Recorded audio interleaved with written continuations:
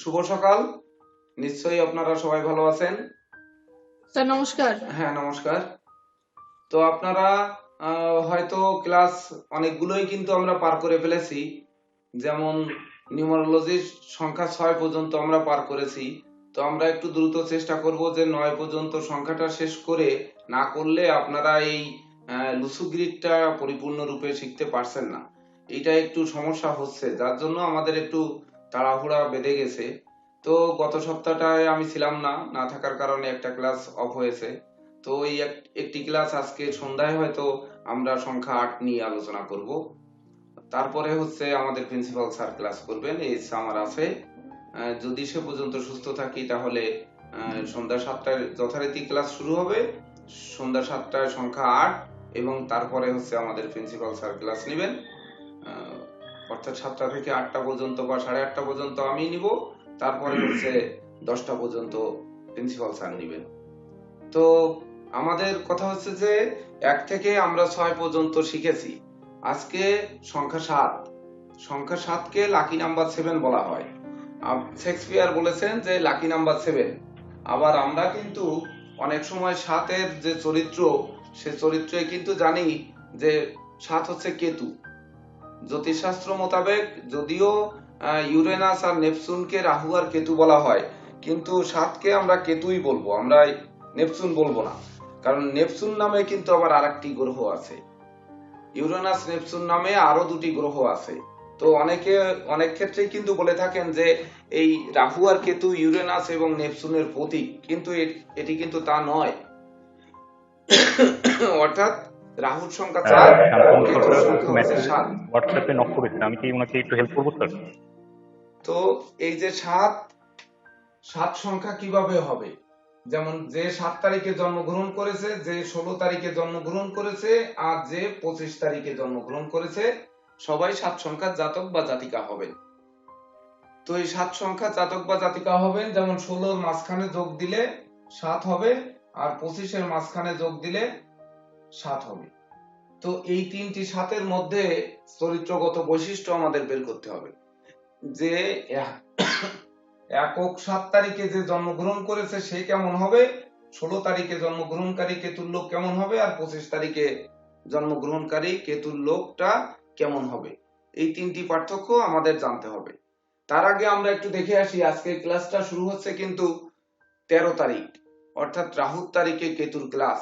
রাহু আর কেতু হচ্ছে সর্পদানবের মস্তক, অর্থাৎ এটি মস্তক। আমরা মস্তকের দিনে শুরু করেছি, অর্থাৎ রাহুকে সঙ্গে নিয়ে শুরু করেছি। আর লেজের ক্লাস তো মাথা ছাড়া লেজ যেমন মূল্যহীন, তেমনি মানে লেজ না থাকলে মাথাও কিন্তু মূল্যহীন। অথচ দুজনের কিন্তু গলা কাটা, মানে দুজনেরই কিন্তু কেতুর মাথা নেই আর রাহুর দেহ নেই, অথচ তারা একসঙ্গে ছিল। যে ভগবান বিষ্ণু যে সমুদ্র মন্থনে যে অমৃত উৎপন্ন হয়, দৈত্যরাজরা অমরত্ব লাভ করার জন্য সেই অমৃত খেয়ে ফেলে অমরত্ব লাভ করেন। তো অমরত্ব লাভ করলে তখন ভগবান বিষ্ণু সুদর্শন চক্র দ্বারা এদের গলা কেটে দেয়। তো গলা কেটে দিলেও অমরত্ব যেহেতু লাভ করেছেন, তো তারা কিন্তু আর মৃত্যুবরণ করে না, অর্থাৎ রাহু জীবিতই থেকে যায় আর কেতুও জীবিত থেকে যায়। যার জন্য জ্যোতিষশাস্ত্রে কেতুর কোনো দৃষ্টি নেই, অর্থাৎ কেতু যে ঘরে থাকবে সেই ঘরে বিঘ্ন সৃষ্টি করবে। কেতু শুভ ফল দেওয়ার ক্ষেত্রে কিন্তু শুভ ফল দিতে পারে, আকস্মিক কোনো কিছু এনে দিতে পারে। যেমন যেহেতু তার লেজ লম্বা, সে পেঁচিয়ে ধরতে পারে, আবার সে আকস্মিক কিছু আনতে পারে, আবার সে ষড়যন্ত্রে পেঁচায় ধরতে পারে, আবার দেখা যাচ্ছে বন্ধুত্বের অটুট বন্ধনেও কিন্তু আটকায় ধরতে পারে। তো কেতু যেহেতু একটি দড়ি বা একটি সাপের লেজ, তো এর মানে রহস্য কিন্তু অনেক রকম, এর রহস্যের শেষ নেই। বিশেষ করে দুনিয়ার বুকে যত গুপ্ত রহস্য আছে, যা এই গুপ্ত রহস্য বিদ্যা, যেমন জ্যোতিষবিদ্যা, জ্যোতিষ, তন্ত্র, মন্ত্র, যোগ, সাধনা, একাগ্রতা, সব কিন্তু কেতুর অধীনে পড়ে। এমনকি মহান সৃষ্টিকর্তার যে করুণা, আমরা যে বিশেষ করে আধ্যাত্মিকতা যে লাভ করি বা স্পিরিচুয়াল পাওয়ার, এটা কিন্তু কেতুর আন্ডারে। কেতুই স্পিরিচুয়াল পাওয়ার দিতে পারে একমাত্র, যার ফলে আমরা ভাবাবিষ্ট হয়ে অনেক কথা বলতে পারি, অনেক কথা জানতে পারি বা অনেক কথা বুঝতে পারি। এটা কিন্তু এই একমাত্র কেতুই কিন্তু দিয়ে থাকে। তো অন্য কোনো গ্রহের কিন্তু এই শক্তিটা নেই। আবার আকস্মিক ফলদাতা কেতু, যে কেতু আকস্মিক জড়িয়ে ফেলে, যেমন আকস্মিক মামলা মোকদ্দমা, আকস্মিক গুপ্ত শত্রুর প্রবণতা, আকস্মিক দেখা যাচ্ছে আমাদের এক জায়গা থেকে আরেক জায়গায় হয়রানিমূলক বদলি, আকস্মিক সাসপেন্ড বা আকস্মিক গোপন রহস্য ফাঁস হয়ে যাওয়ায় সংসার সমাজে ইমেজ নষ্ট, এগুলো করবে। আবার কেতু মারামারি ঘটাতে পারে, তারপরে লাঠালাঠি করাতে পারে, উচ্চস্থান থেকে পতন ঘটিয়ে দিতে পারে, গাছের থেকে, ঘরের চালের থেকে বা সাঁকো পার হতে গিয়ে পড়ে যেতে পারি, সেখান থেকে পড়ে গিয়ে আমরা দুর্ঘটনায় নিমজ্জিত হতে পারি। আবার কি হতে পারে, যে দেখা যাচ্ছে ক্রনিক ডিজিজ, মানুষের যে সকল রোগ ব্যাধি হয়ে সারে না, যেমন দাউদ, একজিমা, চর্মরোগ, এগুলো কিন্তু সহজে সারতে চায় না। যাদের অ্যাজমা আছে বা একজিমা আছে, আপনারাই বুঝবেন যে আসলে এটা কিন্তু সারতে চায় না, এটা কিন্তু কেতুরই রোগ। অর্থাৎ কেতু দ্বারা যে রোগ ব্যাধি হবে সেটাও সহজে সারতে চাইবে না। আবার কেতুর আর একটা পজিটিভ দিক আছে, সে হচ্ছে ঝটকা কিছু দেয়। যেমন সে আকস্মিক বাধা দেবে কাজে, তেমনি আকস্মিক সফলতাও দেবে। তো কোন কেতু সফলতা দেবে, এটাকে কিন্তু আমাদের বেছে বের করতে হবে, যে কোন কেতুটা আমাদের আকস্মিক প্রাপ্তি ঘটাতে পারে। বিশেষ করে আপনাদের একটু মনে রাখতে হবে, একটি নোট আপনারা রাখতে পারেন, যে কেতু যদি জন্ম ছকের নবম, দশম এবং একাদশে অবস্থান করে, জন্ম ছকের লগ্ন থেকে নবম, দশম এবং একাদশ গৃহে যদি কেতু অবস্থান করে, তাহলে কেতু তুঙ্গস্থ থাকুক আর নিচস্থ থাকুক বা পাপস্থ থাকুক, যেভাবেই থাকুক না কেন, সে কিন্তু শুভ ফল দেবে।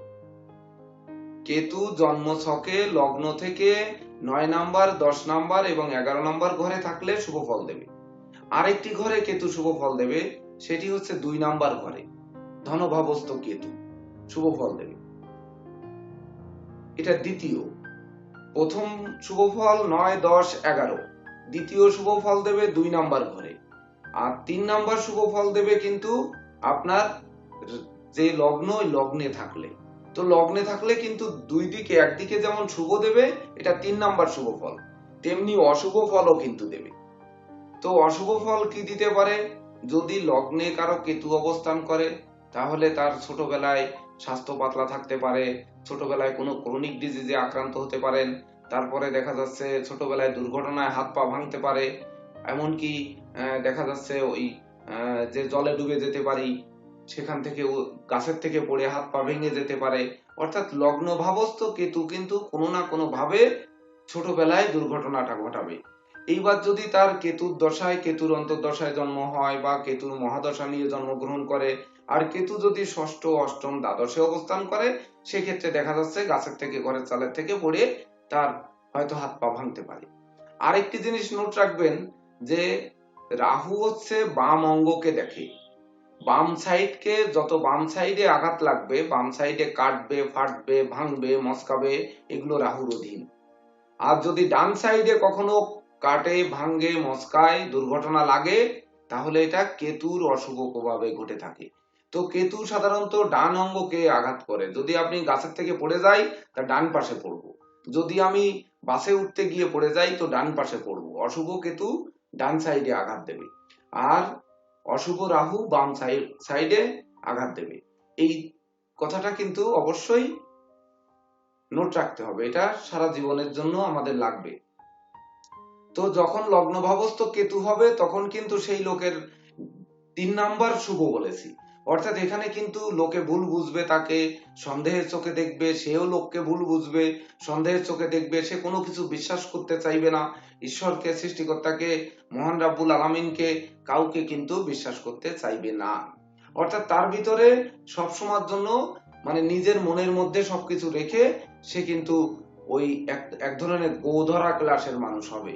সে নিজের স্বার্থটাই শুধু বুঝবে, কিন্তু আবার প্রকাশ করবে না। তার বড় চাহিদা কিন্তু সে কখনো প্রকাশ করবে না।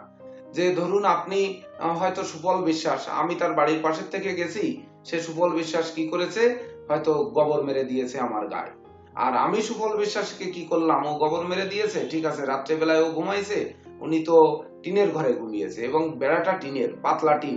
তো আমি কাইচি নিয়ে আস্তে আস্তে কেটে ওই ঘরের ভিতর ঢুকে, এইবার উনি গোবর মেরেছে, আমি ওনার গায়ে পায়খানা মেরে দিলাম। মানে কেতুর প্রতিশোধ ঠিক গোপন ভাবে যতটুকু দেবে, তার থেকে বেশি কিন্তু সে পাবে, কোনো ক্রমে তাকে কম দেওয়া হবে না। অর্থাৎ অশুভ কেতু যখন ভর করবে একে অপরে দুজনেই ভুল বুঝবে, দুজনেই সন্দেহ করবে। একজনে যতটুকু পানিশমেন্ট দেবে অপরে তার থেকে বেশি দেবে।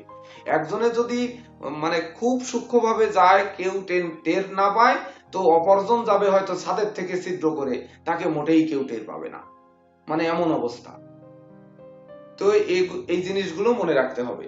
আর তাছাড়া কেতু যেহেতু অমরত্ব লাভকারী স্বল্প দানবের লেজ বা নিচের অংশ, এর কোনো দৃষ্টিহীন, আমি তো পূর্বেই বলেছি, কোনো গ্রহের ক্ষেত্রে কিন্তু দৃষ্টি দেয় না। তো এর মধ্যে রহস্য রয়েছে, মানে অলৌকিক শক্তি রয়েছে, গুহ্য শক্তি, গুপ্ত শক্তি, এগুলো কিন্তু লুকায়িত রয়েছে। অর্থাৎ দুনিয়ার বুকে যত প্রকার রহস্য আছে সব কিন্তু এই কেতুর মধ্যে রয়েছে। তাছাড়া 7 সংখ্যায় যেমন আমরা 7 সমুদ্র বলি, 7 সমুদ্র 13 নদীর পার। মানুষ আগে গল্প পড়তেন যে 7 সমুদ্র, ঠাকুরমার কাছে আমরা অনেকে ঘুমিয়ে ঘুমিয়ে গল্প শুনেছি, সম্ভবত আমাদের ভট্টাচার্য বাবু বেশি শুনেছেন। তো আর আমরা হয়তো বর্তমান যুগে ঠাকুরমাকে অনেকেই পাই না, তো আমরা আর কি শুনবো। যে তাছাড়া বিবাহের যে 7 পাকে ঘোরা, এই 7 পাকে ঘোরার নিয়ম কিন্তু আসছে এই সংখ্যা 7 থেকে। তাছাড়া যেমন আমরা বলতে পারি যে এই 7 সংখ্যাকে 7 সমুদ্র যেমন বলা হয়, 7টা গ্রহ বলা হয়। যেমন রাহু কেতুকে কিন্তু গ্রহ বলা হয় না, রাহু কেতুকে ছায়া এবং উপছায়া বলা হয়। তো গ্রহ রাহু কেতু বাদ দিলে 9টার মধ্যে কিন্তু 7টি গ্রহ থাকে। ঠিক তদনুরূপ যেমন দেখা যাচ্ছে এই বিবাহে যেমন 7 পাক ঘুরতেছি, আবার 7টা দ্বীপ আমরা জ্বালাই। যেমন 7 দ্বীপ আমরা কিসের জন্য জ্বালাই, এটা তন্ময় বাগচি বলতে পারবেন? সপ্ত প্রদীপ জ্বালাই কখন? স্যার সপ্তপ্রদীপ। কখন জ্বালাই আমরা? পঞ্চপ্রদীপ জ্বালাই আরতি করার জন্য, আর সপ্তম প্রদীপ জ্বালাই কিসের জন্য? স্যার এখানে কি কোনো বিশেষ কোনো কার্য হেতু কোনো বিষয়কে আহ্বান করার জন্য হতে পারে? না, এটা নেগেটিভ শক্তিকে দূর করার জন্য হবে। ভট্টাচার্য বাবু বলতে পারবেন?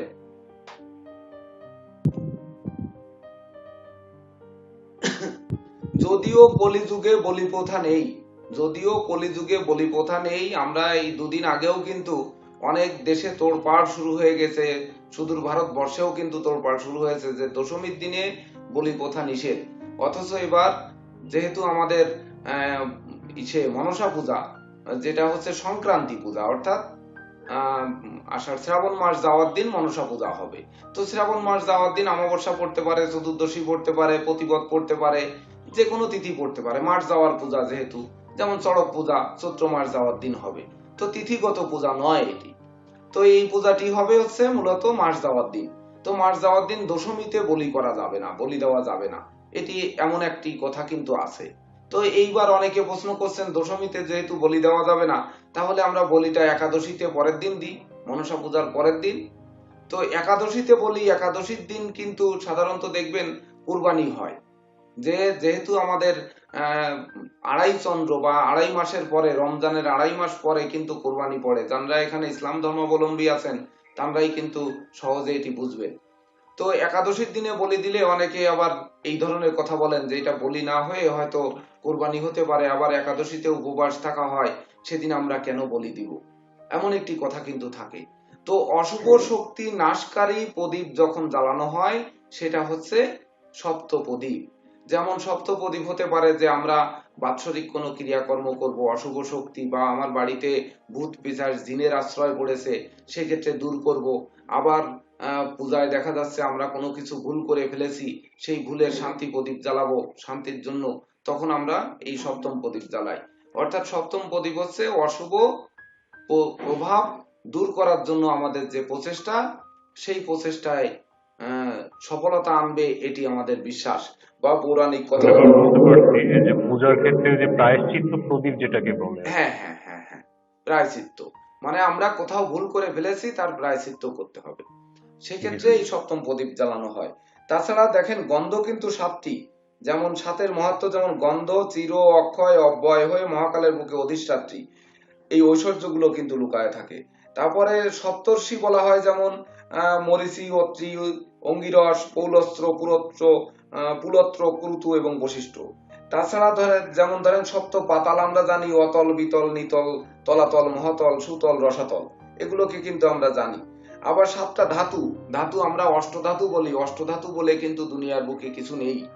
আমরা যদিও অষ্টধাতুর বাতের আংটি আমরা সচরাচর সবাই নাম জানি, কিন্তু ধাতু 8টা হয় না, 7টা ধাতু হয়, আর একটা হচ্ছে ধাতু সংকর।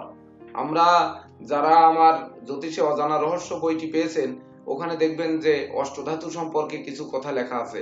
তো ওখানে পড়লে আপনারা বুঝতে পারবেন যে ধাতু 7টা হয়, কিন্তু আমরা অষ্টধাতুর আংটি বিক্রি করি।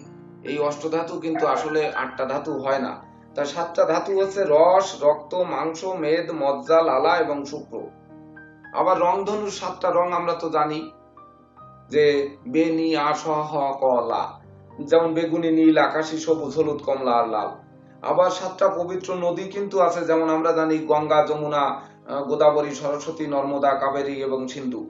এই সব কিছুর মধ্যে কিন্তু একটা গোপন রহস্য দেখেন, যে রংধনুর 7টা রং না 8টা রং আমরা কিন্তু দেখতে যাইনি, স্যাটেলাইটের মাধ্যমে আমরা দেখেছি, বা ধরুন নাসা গবেষণা করে বের করেছে, অর্থাৎ যে এর ভিতর 7টি রং আছে।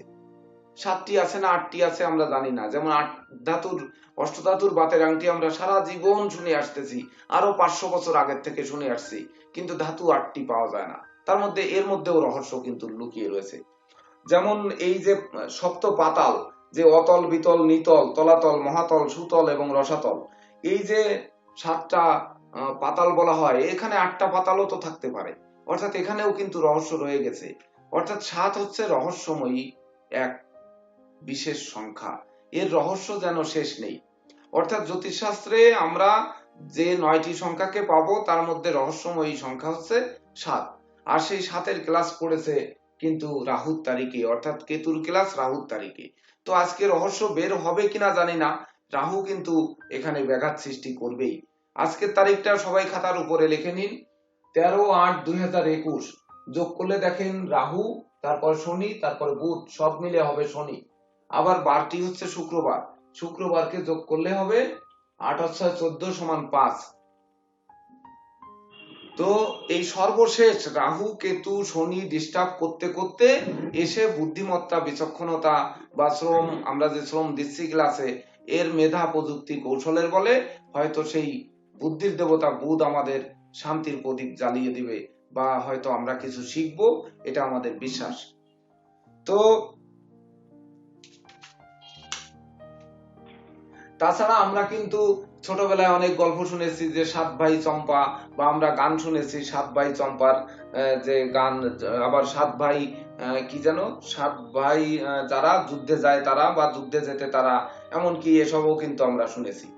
তো এই যে 7 ভাই থাকলে যুদ্ধে গেলে তারা যুদ্ধে জিতবে, এর মধ্যেও কিন্তু রহস্য রয়েছে। জিতবে না হারবে, 7 ভাইকে কচু কাটা করে দেবে, তার কোনো খোঁজ আছে। আবার 7 ভাই চম্পা মানে অষ্ট ভাই বোন, 7 ভাইয়ের মধ্যে একটি মাত্র বোন, অর্থাৎ সে সবার আদরের থাকবে। এখন আদরের থাকবে না 7 ভাই মিলে তাকে শুধু মেরে নিয়ে বেড়াবে, তারও কিন্তু কোনো ইয়ত্তা নেই। যদিও সাধারণত 7 ভাইয়ের মধ্যে একটি বোন হলে আদরেরই থাকার কথা, কিন্তু আমি বলবো আদরে কয়জনের সংসারেই বা আদরে থাকে। বোন অনেক ভাই বোন ত্যায্য করছে না, বোনকে দুমুঠো খেতে দিচ্ছে না, বোনকে বাড়িতে আসতে দিচ্ছে না, এমন ঘটনা কি নেই? অবশ্যই আছে। অর্থাৎ 7-এর যে রহস্য, এই রহস্য যে কোথায়, এ একেবারে আকার নয়, এটা কিন্তু নিরাকার। অর্থাৎ একে খুঁজে পাওয়া খুব কঠিন, যার জন্য কেতুর বৈশিষ্ট্য জ্যোতিষশাস্ত্রে মানে এর অবদানের যেন শেষ নেই। এটাকে আরো বেশি গুরুত্ব সহকারে আমাদের এই কেতুর বৈশিষ্ট্যগুলো পড়তে হবে বা জানতে হবে। জেনে তারপরে আমাদের বুঝতে হবে যে কেতু জন্ম প্ল্যানেটে কোথায় থাকলে কেমন করবে, বা কেতু আমাদের কোন কোন দিক থেকে ষড়যন্ত্রে ফেলতে পারে, আর কোন দিক থেকে আমাদের ষড়যন্ত্র থেকে মুক্ত করতে পারে। এটা কিন্তু আমাদের সর্বদা মনে রাখতে হবে। এইবার আমরা একটু আসবো 7 তারিখে যারা জন্মগ্রহণ করেছেন।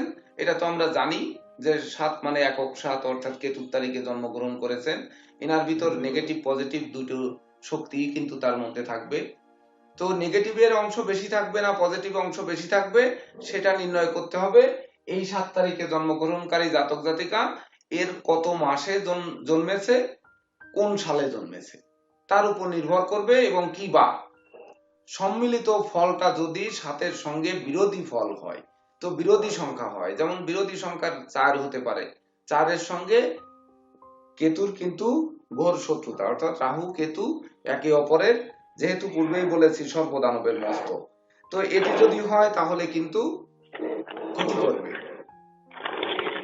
তাছাড়া রাহুর সঙ্গে তার মাস সাল বার মিলে যদি কেতুর সঙ্গে যদি শুক্র অর্থাৎ 6 এবং 8 হয় তাহলেও কিন্তু অশুভ ফল দেবে।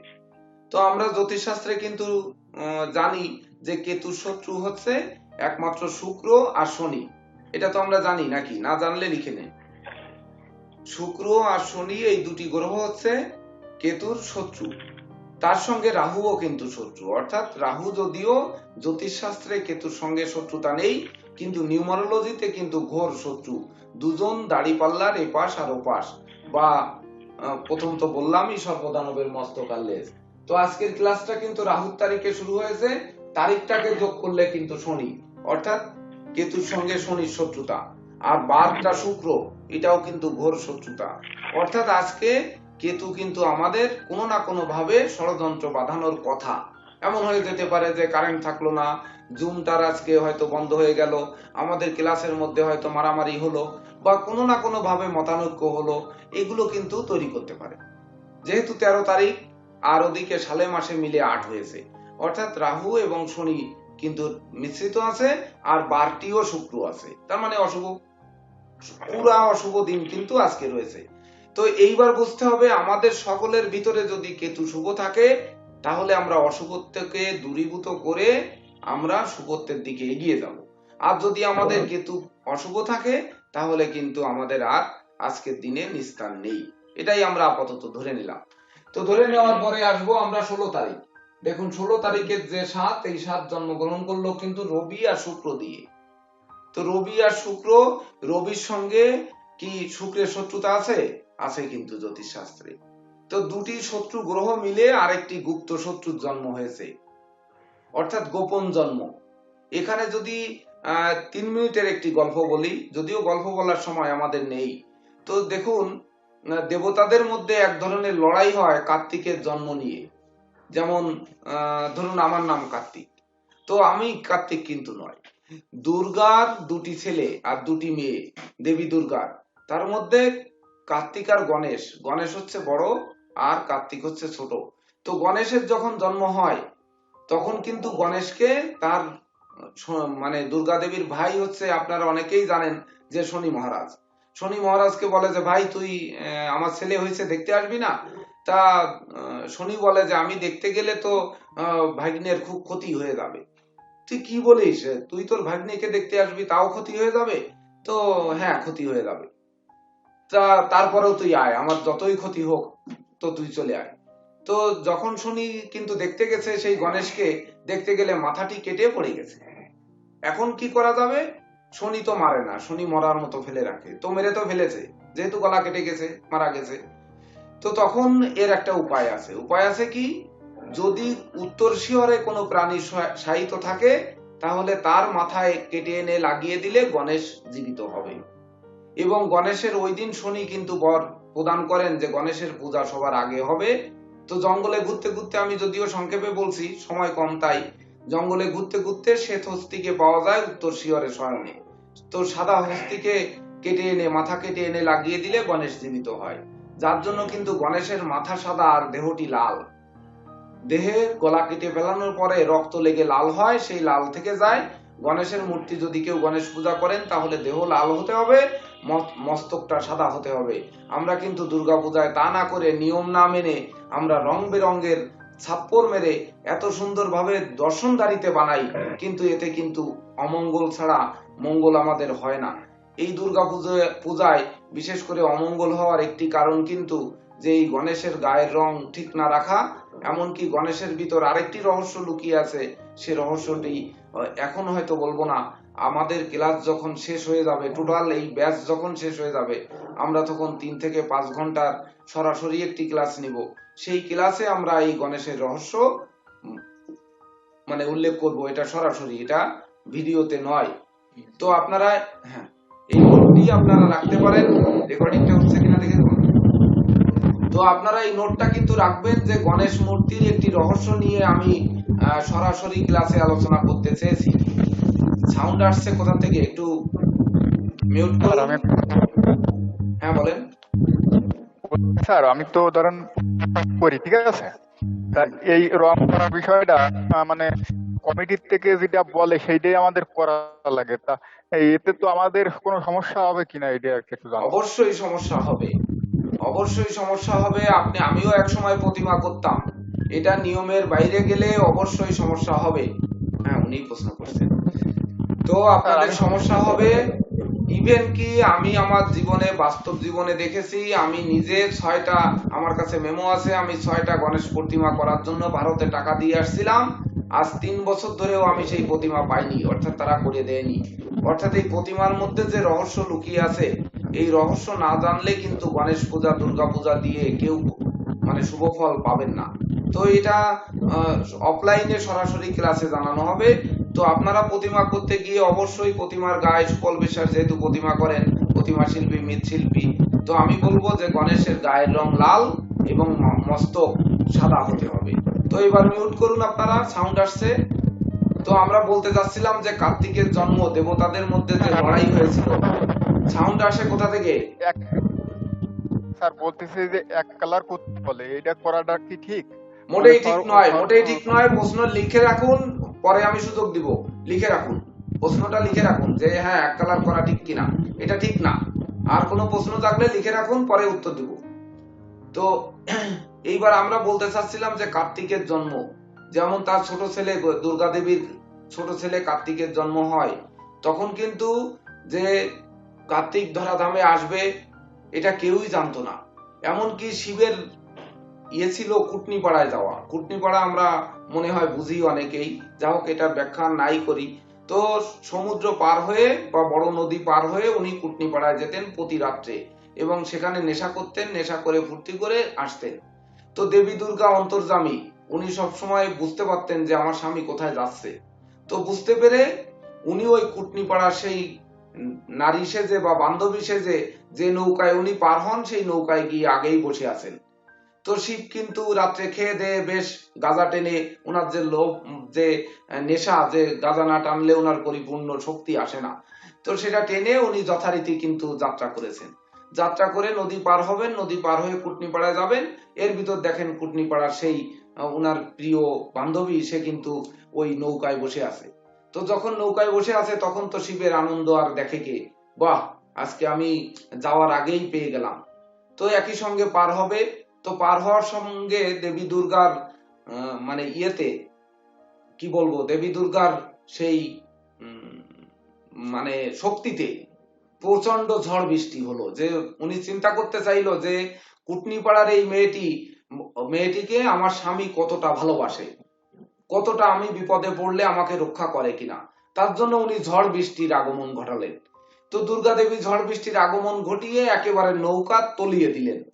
তো তখন যে আমাকে, আমার স্বামী আমাকে বাড়িতে কতটা ভালোবাসে, আর এখানে নৌকায় বিপদে পড়লে আমাকে এই পতিতালয়ের মেয়েটিকে কতটা ভালোবাসে, এটাই ছিল দুর্গা দেবীর পরীক্ষা করার মূল উদ্দেশ্য। তো পরীক্ষা করার মূল উদ্দেশ্য থাকার কারণে ওই ঝড় বৃষ্টি উনি কিন্তু নিজেই এনেছেন। তো আনার ফলে ঝড় বৃষ্টিতে ঢেউ খেতে খেতে নৌকা তলিয়ে গেছে। তলিয়ে যাওয়ার পরে শিব কিন্তু তাকে জড়িয়ে ধরেছে এবং দুর্গা বলছে বাঁচাও বাঁচাও, আমাকে বাঁচাও, আমি মরে গেলাম। তো সাধারণত এক্ষেত্রে কিন্তু স্ত্রী মরে গেলে বরং শিবের ভালো হতো, যে যদি জানতে পারতেন যে দুর্গা এখানে, তাহলে যাক মরে যাক, নৌকা ডুবে, আমি আর একটা বিয়ে করে নেব। কিন্তু যে উনি তো কুটনিপাড়ার নারী, উনাকে রক্ষা করার জন্য শিব কিন্তু জড়িয়ে ধরেছে। এমনকি নৌকা ডুবে গেছে, গভীর সমুদ্রের অতল গর্ভে গিয়ে ওই শিব দুর্গার সেই কুটনিপাড়ার মেয়ের সঙ্গে মানে শিবের মিলন ঘটেছে। সেই মিলনে কিন্তু কার্তিকের জন্ম হয়েছে, যার জন্য স্বর্গে তোড়পাড় হয়ে গেছে যে কার্তিক হচ্ছে অবৈধ সন্তান। অর্থাৎ শিব ছিল কুটনিপাড়ায়, তো দুর্গা কিভাবে গর্ভস্থ হলেন বা কিভাবে কার্তিকের জন্ম হলো, এটা নিয়ে স্বর্গে কিন্তু তোড়পাড় হয়ে গেছে। পুরাণে আমরা কিন্তু এগুলো পাবো, বা আপনারা অনেকেই হয়তো পড়েছেন। তো এই যে রহস্য, দেখুন এই রহস্য কিন্তু উদ্ঘাটন হয়নি, কারণ কোনোদিন তো দুর্গা বলতে পারেনি যে হ্যাঁ আমি আমার স্বামীর ঔরসে কিন্তু আমার সন্তানের জন্ম, এটি কিন্তু বলতে পারেনি। আবার শিবও কোনোদিন মেনে নিতে পারেনি যে আমি কিন্তু কার্তিকের জন্ম দিয়েছি, এটা কিন্তু মেনে নিতে পারেনি।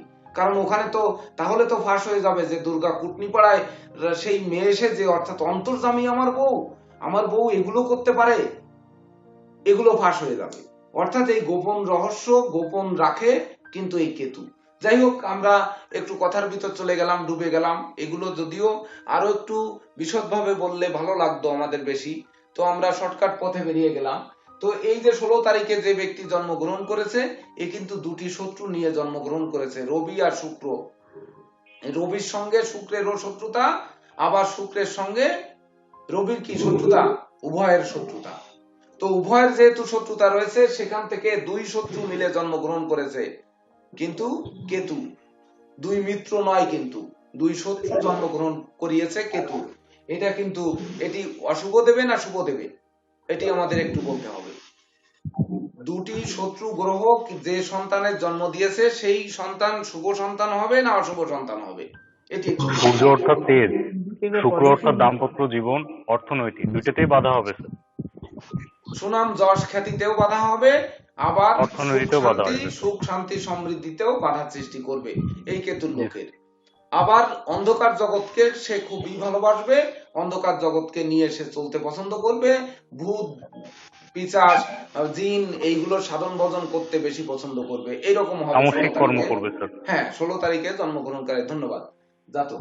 এইবার 25 তারিখে যে ব্যক্তি জন্মগ্রহণ করবেন, সেও কিন্তু কেতুর লোক। এখানে রয়েছে গ্রহ মাতা চন্দ্র, একটু মিউট করুন যার আনমিউট আছে।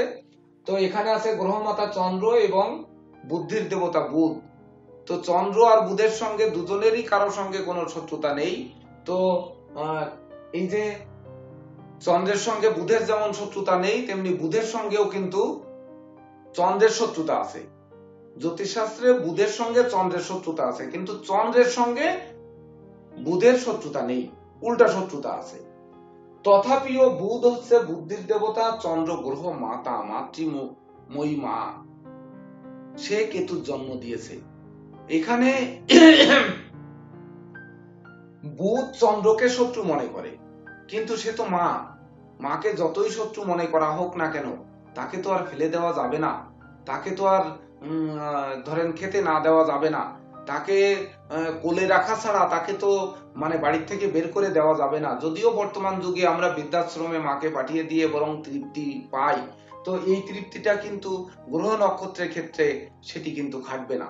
অর্থাৎ বুধ কিন্তু কখনোই চন্দ্রকে ফেলে দেবে না।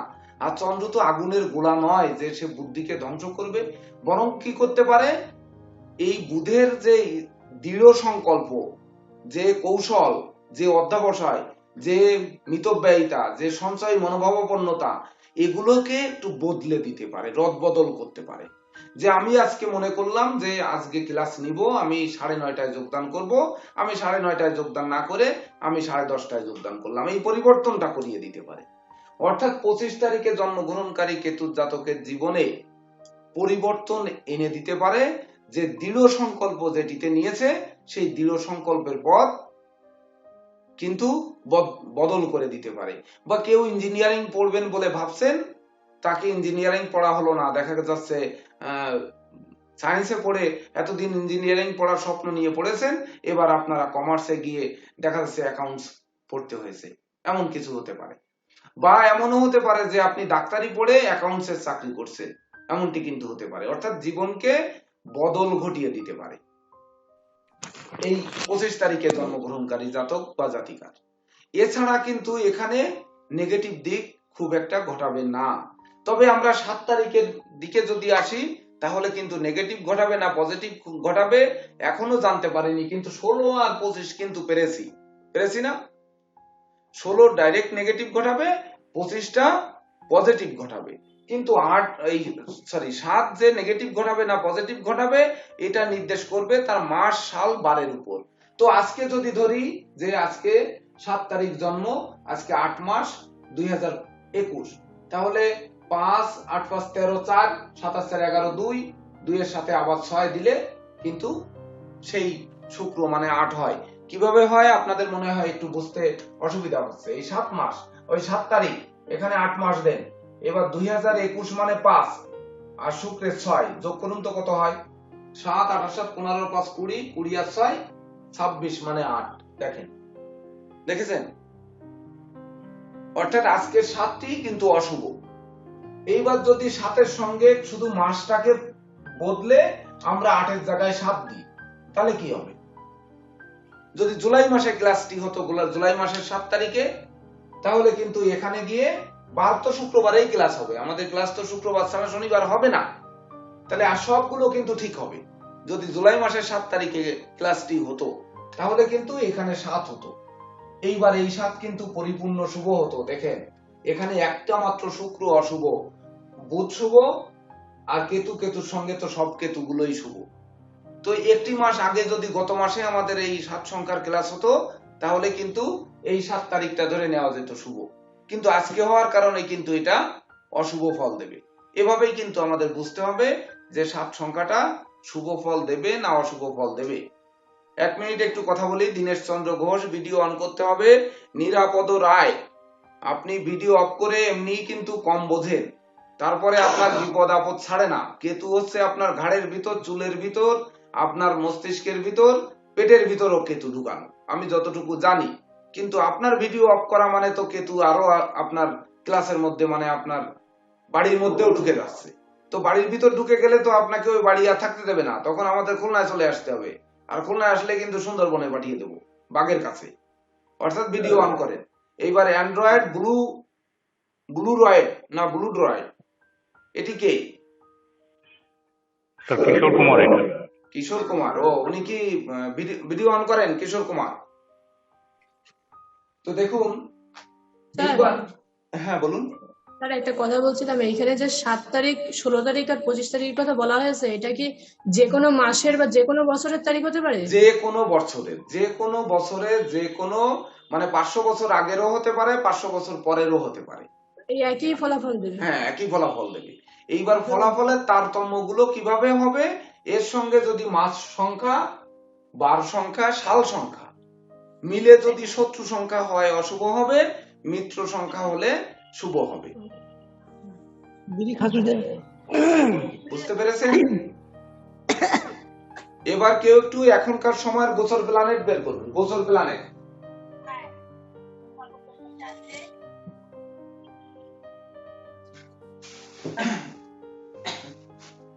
এই 7 যে শুভ দেবে না অশুভ দেবে তার বোঝার কৌশল আমাদের বের করতে হবে। যেহেতু পরমা রয় একটা প্রশ্ন করেছেন যে এটা কি যে কোনো সালের শুভ দেবে না অশুভ দেবে, তো আমাদের এটা কিন্তু একটু বের করতে হবে।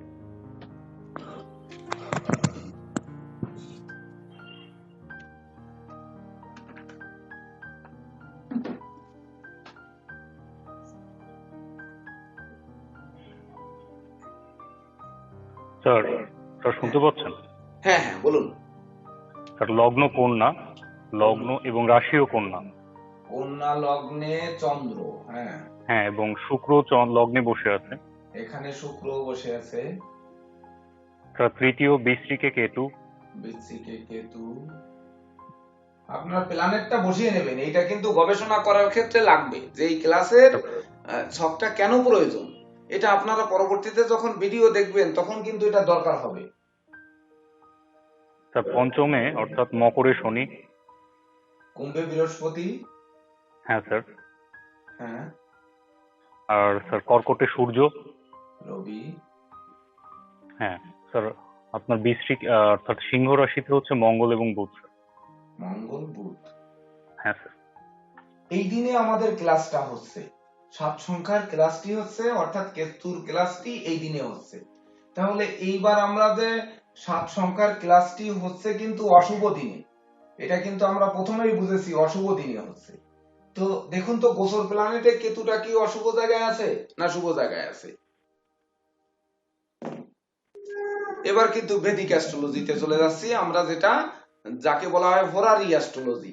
তো হোরারি অ্যাস্ট্রোলজিতে দেখুন কন্যা লগ্ন, কন্যা লগ্নে চন্দ্র এবং শুক্র বসে আছে। আপনারা যে কোনো একজন বলুন তো কন্যা লগ্নের ক্ষেত্রে কোন গ্রহ পাপ? স্যার কোন গ্রহ? কন্যা লগ্নের ক্ষেত্রে পাপ গ্রহর নামটি কি? শুক্র স্যার। স্যার বৃহস্পতি আছে একটা। রবিচন্দ্র মঙ্গল।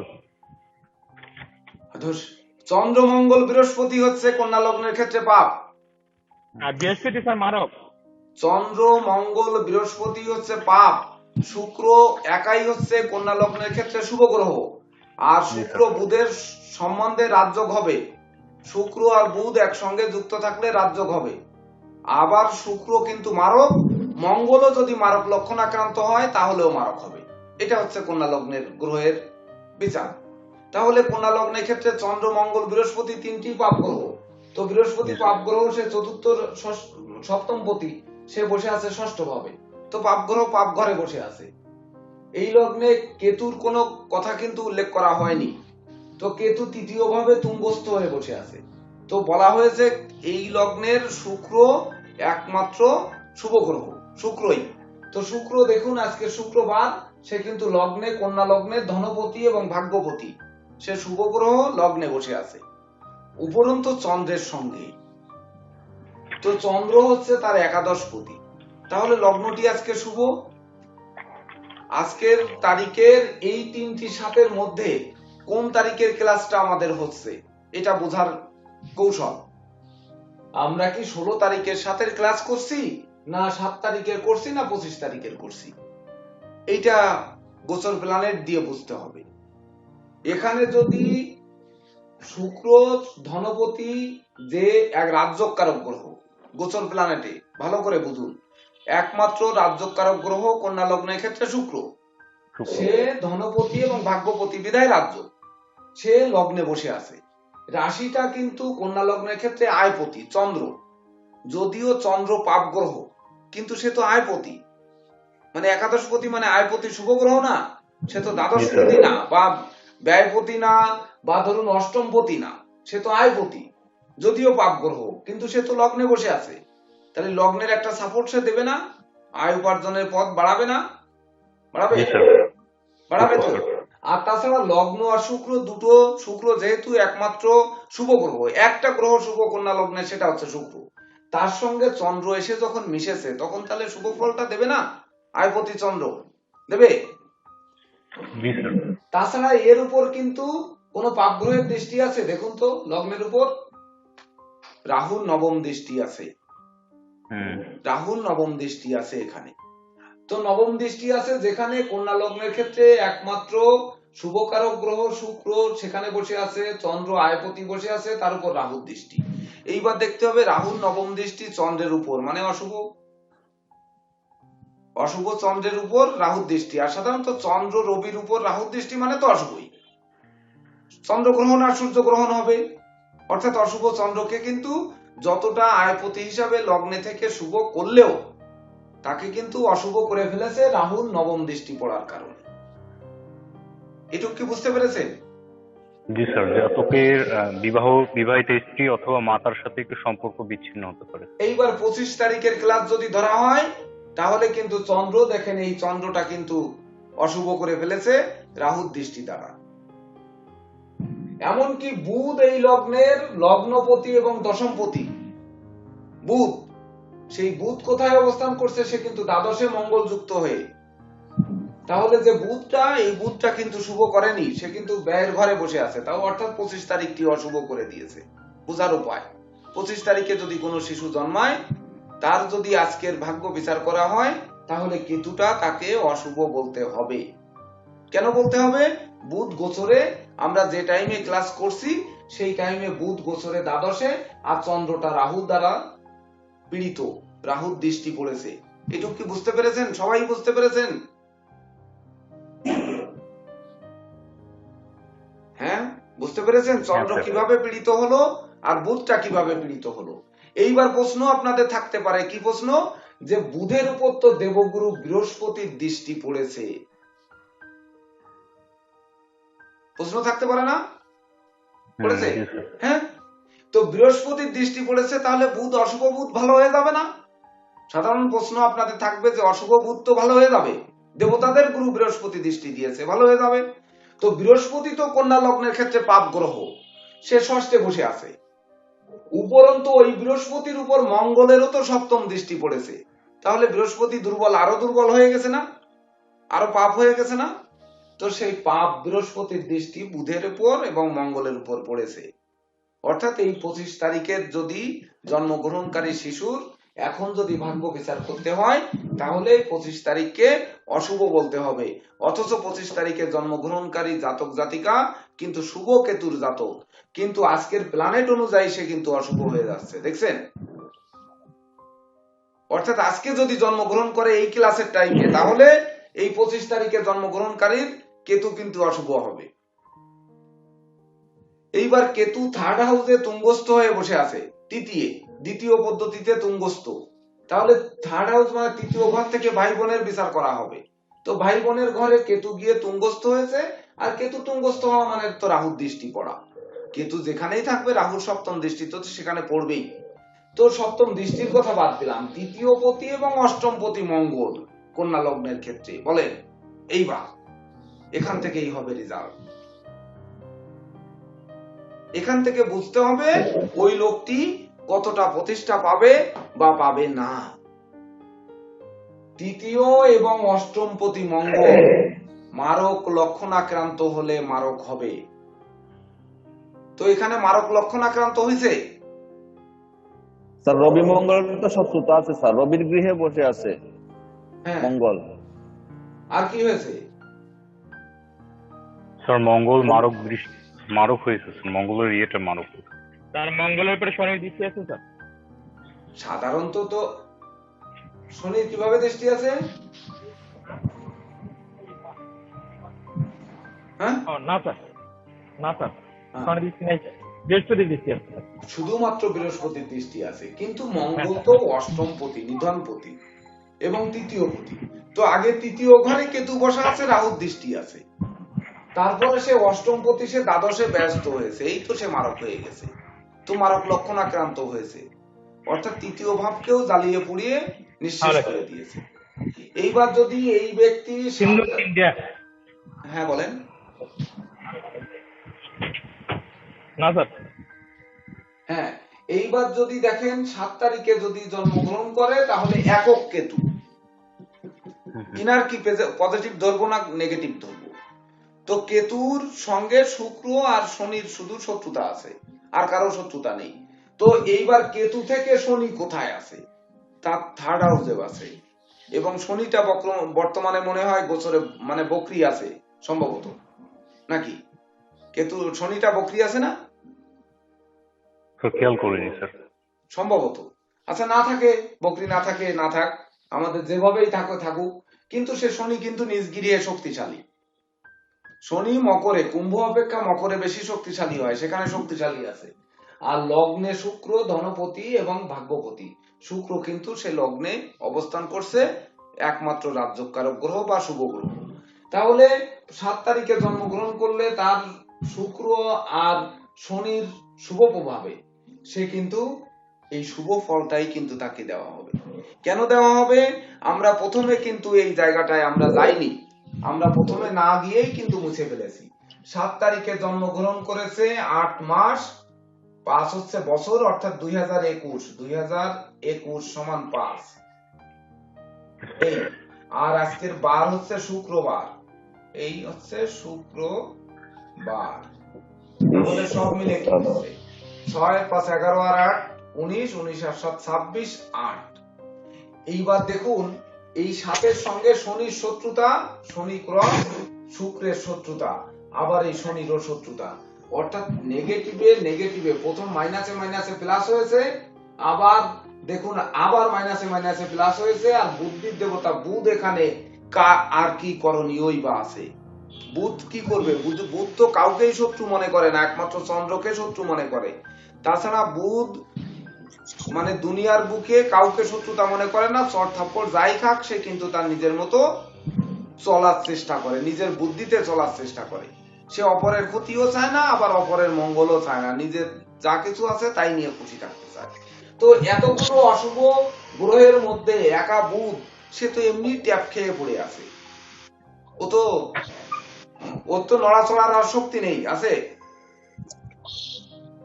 আছে বলেন স্যার বুধ দেবতা, বুদ্ধির তো একটাই শক্তি, সেটা বুদ্ধি তো ড্যামারেজ, চলবে কিভাবে? হ্যাঁ, চলবে কিভাবে?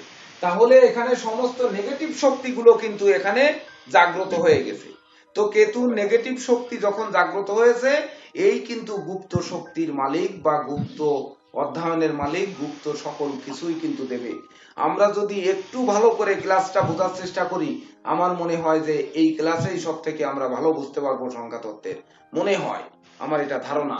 কারণ 13 তারিখ শেক্সপিয়ারের লাকি নাম্বার 7 আর আনলাকি 13, যদিও আনলাকির দিনে ক্লাসটা শুরু হয়েছে লাকি নাম্বার 7 এর, আর সব মিলে সেই শনি হচ্ছে জ্যোতিষশাস্ত্রের যোগ সাধনা একাগ্রতা, আর কেতু হচ্ছে স্পিরিচুয়াল পাওয়ার বা আধ্যাত্মিক শক্তি।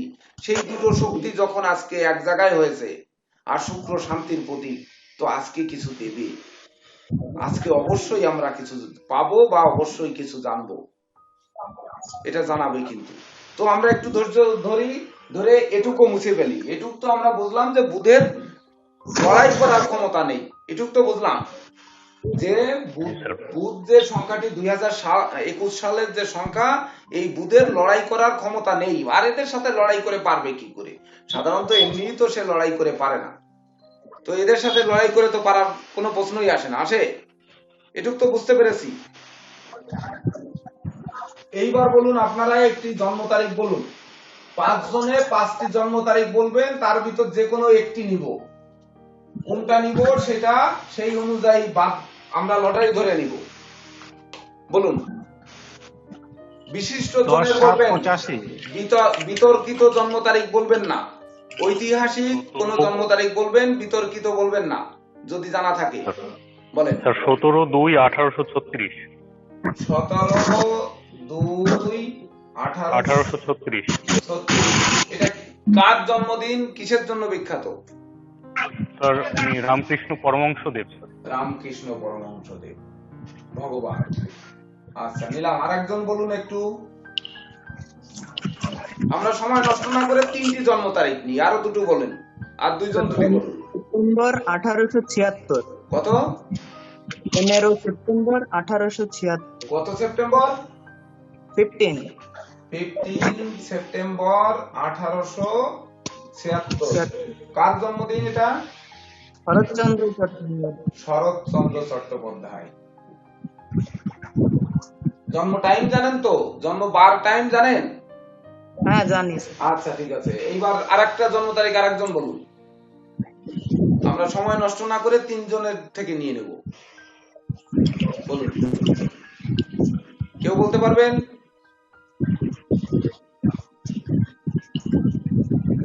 একটা জন্ম তারিখ কেউ বলতে পারবেন না? এটা কি? মহাত্মা গান্ধীরটা নেওয়া যায়?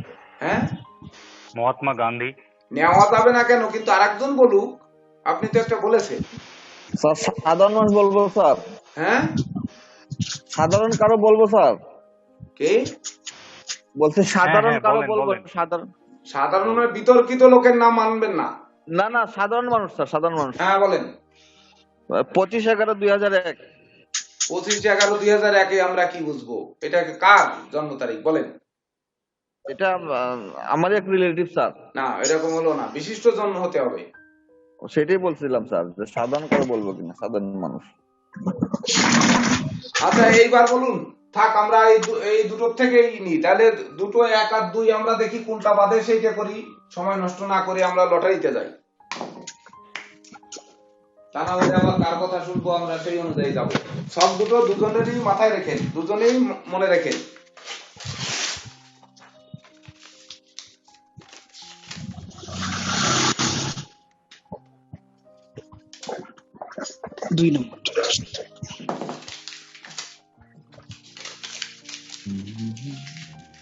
দুটো কাগজ তো, এর ভিতর আর কোনটা বাদবে তা কি করে বুঝবো? এই একটা পড়ে গেছে, একটা আছে, নিলাম নাকি দুটো 2 হাতে ধরবো? বলেন, বলবো? বলুন স্যার। হ্যাঁ, দুটো 2 হাতে ধরবো, তারপরে আপনারা যে হাত নিতে বলেন বলেন। যেটা পড়ে গেছে সেইটা নিব নাকি যেটা হাতে আছে এটা নিব? হ্যাঁ, যেটা পড়ে গেছে ওইটা নেন স্যার, যেটা পড়ে গেছে ওইটা নেন স্যার। কোন দিকে বেশি লোক? যেটা পড়ে গেছে এটা? হাতেরটা যা, যেটা পড়ে গেছে ওটা আর দরকার নেই। 2 নাম্বার জন আসছে, এই 15/9/1976 প্ল্যানেট বলেন। স্যার সময়টা বলবো? 15/9/1876। সময়টা হচ্ছে স্যার বিকেল 4:51। 15/9/1876 এটা হচ্ছে শরৎচন্দ্র। শরৎচন্দ্র, হ্যাঁ বলেন টাইম। উনি বিকেল 4:51:33 জন্ম। 4:51। 51। হ্যাঁ, কোথায় জন্ম? হুগলি। হুগলি। প্ল্যানেট বের করেন। জি স্যার।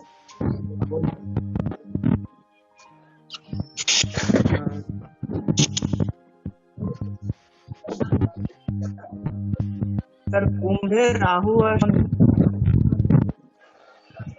স্যার কুম্ভে লগ্ন হচ্ছে স্যার সিংহ।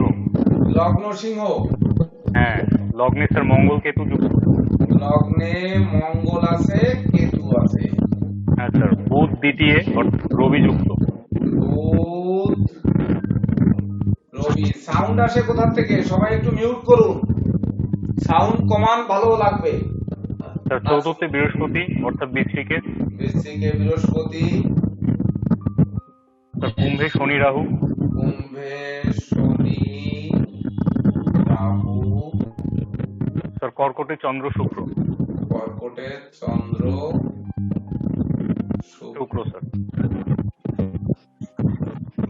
এবার আমাদের বুঝতে হবে কিন্তু আপনারা এই জায়গাটা কিন্তু কম বোঝেন। আমি একটা জিনিস দেখেছি। বাতাসে যা ডিস্টার্ব করতেছে প্লিজ একটু দয়া করে মিউট করুন। আচ্ছা, নিরোজ আপনি কান্তি নিজেদের রায়, কাছে বুঝুন ভাই। আপনি মিউট করুন। স্যার। মোহাম্মদ আলী আজম মিউট করুন। হ্যাঁ, এইবার দেখুন আমরা কিন্তু এই জায়গাটা কম বুঝি। কেন কম বুঝি?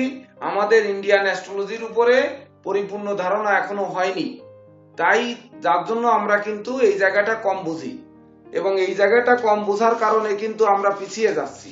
এটারও কিন্তু একটা কারণ, সব থেকে বড় কারণ হচ্ছে আমরা পিছিয়ে যাচ্ছি এই জায়গাটা কম বোঝার কারণে। অর্থাৎ আমাদের এই জায়গাটা কিন্তু ভালো করে বুঝতে হবে। তো আমাদের ক্লাস হচ্ছে কেতুর, তো এই প্ল্যানেট আমাদের কি দেবে, এটা হচ্ছে আপনাদের প্রশ্ন, যে 7 তারিখ, 16 তারিখ আর হচ্ছে 25 তারিখের জন্মগ্রহণকারী জাতক জাতিকাদের জন্য যে জন্ম তারিখটা আমরা পেলাম আজকে, সেটা হচ্ছে জন্ম তারিখ সংখ্যা 6। জন্ম তারিখকে একক সংখ্যায় রূপান্তর করুন। দেখেন 6 9 8 আর 1 9 7 16 16 আর 6 16 আর 6 22 4। আর এদিন কি বার ছিল? শরৎচন্দ্র চট্টোপাধ্যায় যেদিন জন্মগ্রহণ করেছেন ওদিন কি বার ছিল?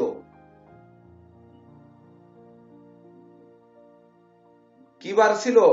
শুভম বিশ্বাস, আপনি জন্ম তারিখ দিয়েছেন।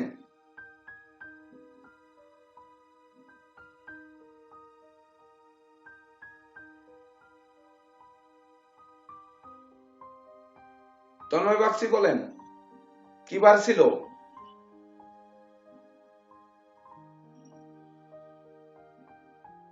স্যার বৃহস্পতিবার। বৃহস্পতিবার। বৃহস্পতিবারের সংখ্যা 3 সমান কত হয়? 6 9 6 15 4 19 আর 3 22। এই দেখেন 4 রাহু। দেখেন আমরা কিন্তু রাহুকে এড়াতে পারছি না। দেখেন 13 তারিখে ক্লাস শুরু হয়েছে, রাহুর তারিখ। আজকে যে জন্ম তারিখটি আমরা নিলাম সেখানেও কিন্তু রাহু আছে, আছে তো? জি স্যার। শুক্র অশুভ, সেই শুক্র কিন্তু এখানে বসে আছে। আবার রাহুর সালে কিন্তু উনি জন্মগ্রহণ করেছেন। তো রাহুর সালে জন্মগ্রহণ করেছেন, মঙ্গলের মাসে শুক্রের তারিখে। বারটা বৃহস্পতি, শুধু বারটা কিন্তু আলাদা সাবজেক্ট, এটা বুঝতে হবে সবসময়। জন্ম তারিখ দিয়ে নিউমারোলজি হবে। জন্ম তারিখের দুটো জিনিস আমাদের মাথায় রাখতে হবে। এক হচ্ছে যেমন 2/6/1971 তারিখ। এই তারিখটায় আমাদের বিচার করার সময় কি দেখতে হবে? না আমি না না, এখানে দেখুন স্যার লাল কালির লেখা দেখা যায় না স্যার। ও দেখা যায় না, সরি। লাল কালির লেখা দেখা যায় না স্যার। আচ্ছা, তো আমরা লিখলাম এই 2/5/1971 লিখলাম। এটা এমনি কল্পিত তারিখ লিখলাম।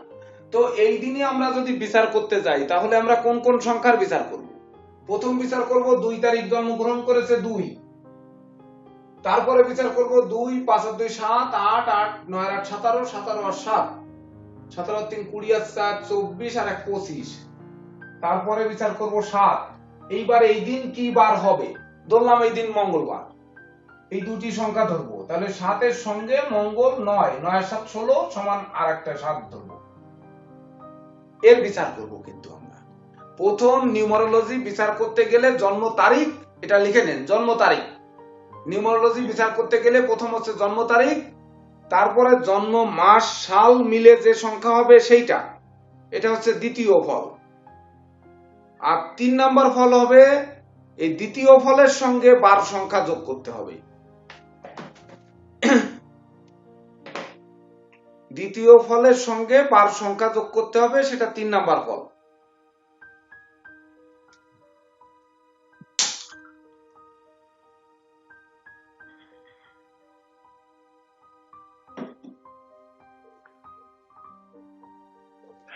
তো আমরা তো বুঝলাম যে প্রথম তারিখ সংখ্যা বিচার করব, তারপরে তারিখ মাস সাল মিলে যে সংখ্যাটা হবে সেটা বিচার করব, আর তারিখ মাস সালের সঙ্গে বার সংখ্যাকে যোগ করে যে সংখ্যা হবে এই তিনটে সংখ্যা বিচার করে তার ভাগ্য বিচার করে দেওয়া যাবে। কিন্তু এগুলো কেন করলাম আমরা? এই হরোস্কোপ গোচর প্ল্যানেট কেন করছি? এটা করছি হচ্ছে জ্যোতিষ শাস্ত্রের সঙ্গে নিউমারোলজির মিল কোথায়, জ্যোতিষ শাস্ত্রের সঙ্গে সংখ্যা জ্যোতিষের মিল আছে কিনা, তারপরে জ্যোতিষ শাস্ত্রের সঙ্গে হোরারি অ্যাস্ট্রোলজির মিল আছে কিনা, এই জন্যই কিন্তু আমরা এটা দেখতেছি।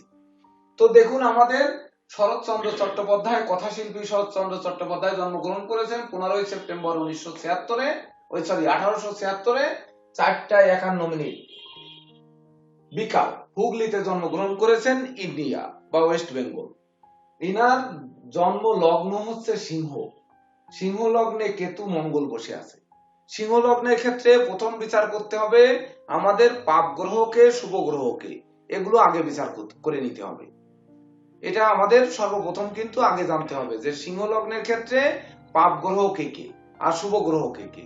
তো সিংহ লগ্নের ক্ষেত্রে আমরা কি জানি যে বুধ, সিংহ লগ্নের ক্ষেত্রে বুধ হচ্ছে শুভ গ্রহ, ওই যে সরি হ্যাঁ, সিংহ লগ্নের ক্ষেত্রে বুধ শুভ গ্রহ, শুক্র শুভ গ্রহ, আর হচ্ছে ধত্তরি উল্টে যাচ্ছে, সিংহ লগ্নের ক্ষেত্রে বুধ আর শুক্র হচ্ছে পাপ গ্রহ। সিংহ লগ্নের ক্ষেত্রে বুধ আর শুক্র প্রথম হচ্ছে পাপ গ্রহ, তাহলে বুধ পাপ গ্রহ। বুধ দেখেন ধনভাবে, ধনপতি এবং আয়পতি, সে ধনভাবে বসে আছে সিংহ লগ্নের ক্ষেত্রে। শুক্র তার পাপ গ্রহ, শুক্র কোথায় বসে আছে? শুক্র দ্বাদশে বসে আছে, পাপ গ্রহ পাপ ঘরে বসে আছে, তৃতীয় দশমপতি দ্বাদশে ব্যয়ের ঘরে বসে আছে, আছে তো? ফলটা কিভাবে হবে দেখেন। এইবার সিংহ লগ্নের ক্ষেত্রে মঙ্গল আর বৃহস্পতি হচ্ছে শুভ গ্রহ, তো মঙ্গলটা লগ্নে বসে আছে। সিংহ লগ্নের ক্ষেত্রে লগ্ন ভাবস্থ মঙ্গল শুভ ফলদাতা। কেন শুভ ফলদাতা? সে চতুর্থ আর ভাগ্যপতি মঙ্গল। যদিও লগ্নস্থ মঙ্গল মাঙ্গলিক দোষ হয়, কিন্তু সিংহ লগ্নের ক্ষেত্রে মঙ্গল মাঙ্গলিক দোষ হয় না। কেন হয় না? কারণ সিংহ লগ্নে মঙ্গল হচ্ছে শুভ গ্রহ আর সে চতুর্থ ভাগ্যপতি, এখানে মাঙ্গলিক দোষ হয় না, মাঙ্গলিক যোগ হয়। কারণ মঙ্গল বিবাহের পর বরং বন্ধু বান্ধব আত্মীয় পরিজনদের সহযোগিতা পায়, বা জীবন সাথী বা জীবন সঙ্গীর তরফ থেকে সহযোগিতা পায়, সহকর্মী অংশীদারদের কাছ থেকে সহযোগিতা পায়, ভাগ্য ফুলে ফেপে ওঠে সিংহ লগ্নের লগ্ন ভাবস্থ মঙ্গল। কিন্তু সেই মঙ্গলের উপর রাহু শনির সপ্তম দৃষ্টি পড়েছে। তো এইবার দেখতে হবে যে বৃহস্পতি এবং শুক্রের যদি সম্বন্ধ তৈরি হয় তাহলে কিন্তু রাজযোগের কারক তৈরি হয় সিংহ লগ্নের ক্ষেত্রে। তো বৃহস্পতি শুক্র কোন সম্বন্ধ তৈরি করেছে দেখেন তো? হ্যাঁ হ্যাঁ হ্যাঁ, বৃহস্পতির নবম দৃষ্টি আছে শুক্রের উপর। হ্যাঁ সুন্দর বলেছেন, তাহলে অবশ্যই সম্বন্ধ তৈরি করেছে। তো হ্যাঁ। বৃহস্পতি, হ্যাঁ বলেন। স্যার আমি যদি একটুখানি মানে পাশে যেতাম সমস্যা হবে কোনো? না না মানে না না না, স্যার একটু আসতেছি। হ্যাঁ হ্যাঁ যান। আচ্ছা দেখুন, তো বৃহস্পতি শুক্র সম্বন্ধ তৈরি করে কিন্তু রাজযোগ তৈরি করেছে, যার জন্য কথাশিল্পী শরৎচন্দ্র শুক্রই তো হচ্ছে সাহিত্য, শিল্প, প্রতিভা, গান, বাজনা, আঁকা, লেখা, অভিনয়, আবৃত্তি সকল কিছুতে সফলতা দেবে না? দিয়েছে না? কথাশিল্পী শরৎচন্দ্র তৈরি করেছে কি শুক্রের পেশায় না? শুক্র যদিও এখানে পাপ এবং দ্বাদশ গৃহে বসে আছে, কিন্তু বৃহস্পতির দৃষ্টি পড়ায়, বৃহস্পতির নবম দৃষ্টি পড়ার কারণে এই অশুভ শুক্র বরং শুভ ফল প্রদান করেছে। আর শুক্র কিন্তু সে চন্দ্রের ঘরে গিয়ে দ্বাদশস্থ হয়েছে, কিন্তু চন্দ্রের ঘরে, স্বচ্ছ ঘরে। চন্দ্রের সঙ্গে শুক্রের কিন্তু কোনো শত্রুতা নেই, বরং শুক্রের সঙ্গে রবি চন্দ্রের শত্রুতা আছে। তো শুক্রের সঙ্গে রবি এবং চন্দ্রের শত্রুতা আছে, অর্থাৎ চন্দ্রের শত্রুতা আছে, চন্দ্রের গৃহে গিয়ে বসে আছে, চন্দ্র নিজ গৃহে বসা। এইবার চন্দ্র হচ্ছে মা, তার কোলে শুক্র গিয়ে আবির্ভূত হয়েছে। বিচারের ক্ষেত্রে বুঝতে হবে যে আমি আশ্রয় পাচ্ছি না আমাকে লাথি মেরে বের করে দেবে। আমি যার বাড়িতে যাব সে কি যত্ন করে আমাকে বড় পিঁড়ি টেনে দেবে বসতে, না আমাকে ধাক্কায় ফেলে দেবে? ভট্টাচার্য বাবু মাথায় হাত কেন? চিন্তা বেশি লাগছে নাকি? এখানে স্যার আমি একটা কথা বলতাম স্যার। হ্যাঁ, এই প্ল্যানেটটা ঠিক আছে কিন্তু লগ্নটা কুম্ভ লগ্ন। লগ্নটা কুম্ভ লগ্ন, কুম্ভ। ও কুম্ভ লগ্ন, এতক্ষণ বলেন না কেন? আর ওই যে তন্ময় দা বললেন যে কুম্ভ লগ্ন, আমি বার করছি আমার এটা কুম্ভ লগ্ন আছে। দেখেন তো তাহলে, আগে একদিন লগ্ন ভুল হয়েছে, আপনাদের বারবার করে বলেছি যে রবীন্দ্রনাথ ঠাকুরের কিন্তু লগ্ন আমাদের উল্টে গেছিল, সপ্তমে চলে গেছিল। হ্যাঁ স্যার, বিকাল 4টার সময় বলছি, বিকাল 4টা একদম। তা এত সময় বলেন না কেন? তাহলে এইবার দেখেন, এইবার তাহলে দেখুন এই যে সময়টা নষ্ট হলো, এত সময় আপনি কথা বলেননি কেন? তো দেখেন এবার কিন্তু কুম্ভ লগ্ন, কুম্ভ লগ্নের লগ্নে দেখুন শনি মূল ত্রিকোণে অবস্থান করছে নিজ গৃহে। শনি লগ্নপতি এবং দ্বাদশপতি, সে নিজ গৃহে, সেখানে রাহু বসা। দেখুন এবার ফল দেখুন, কুম্ভ লগ্নের ক্ষেত্রে চন্দ্র, মঙ্গল, বৃহস্পতি হচ্ছে পাপ। তো চন্দ্র কোথায় আছে দেখুন, দ্বিতীয়, তৃতীয়, চতুর্থ, পঞ্চম, ষষ্ঠে। আর এত সময়, আমাদের স্বল্প সময়, অথচ আমরা এখনই ভুল করে গেলাম। সাউন্ডটা একটু অফ করুন না দয়া করে, সবাই একটু মিউট করুন। স্যার আমার এদিকে বৃষ্টি শুরু হচ্ছে, তো আমি একটু ভিডিও অফ রাখতে হবে, নাহলে শুনতে পাবো না স্যার। আচ্ছা, তা ভিডিও অফ রাখুন, অফ রেখে আপনি মিউট করে রাখুন। হ্যাঁ।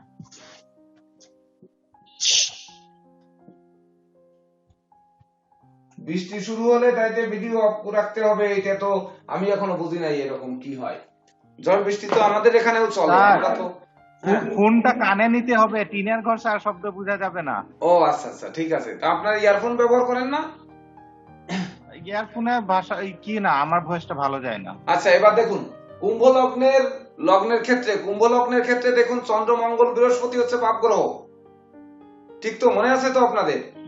একমাত্র শুক্র হচ্ছে শুভ গ্রহ। আর শুক্র মঙ্গল যদি সম্বন্ধ তৈরি করে তাহলে রাজযোগ হয়। আর বৃহস্পতি হচ্ছে কুম্ভ লগ্নের ক্ষেত্রে ধনপতি এবং আয়পতি হওয়া সত্ত্বেও সে মারক। তাহলে কথাশিল্পী শরৎচন্দ্র কেন বিখ্যাত হলেন?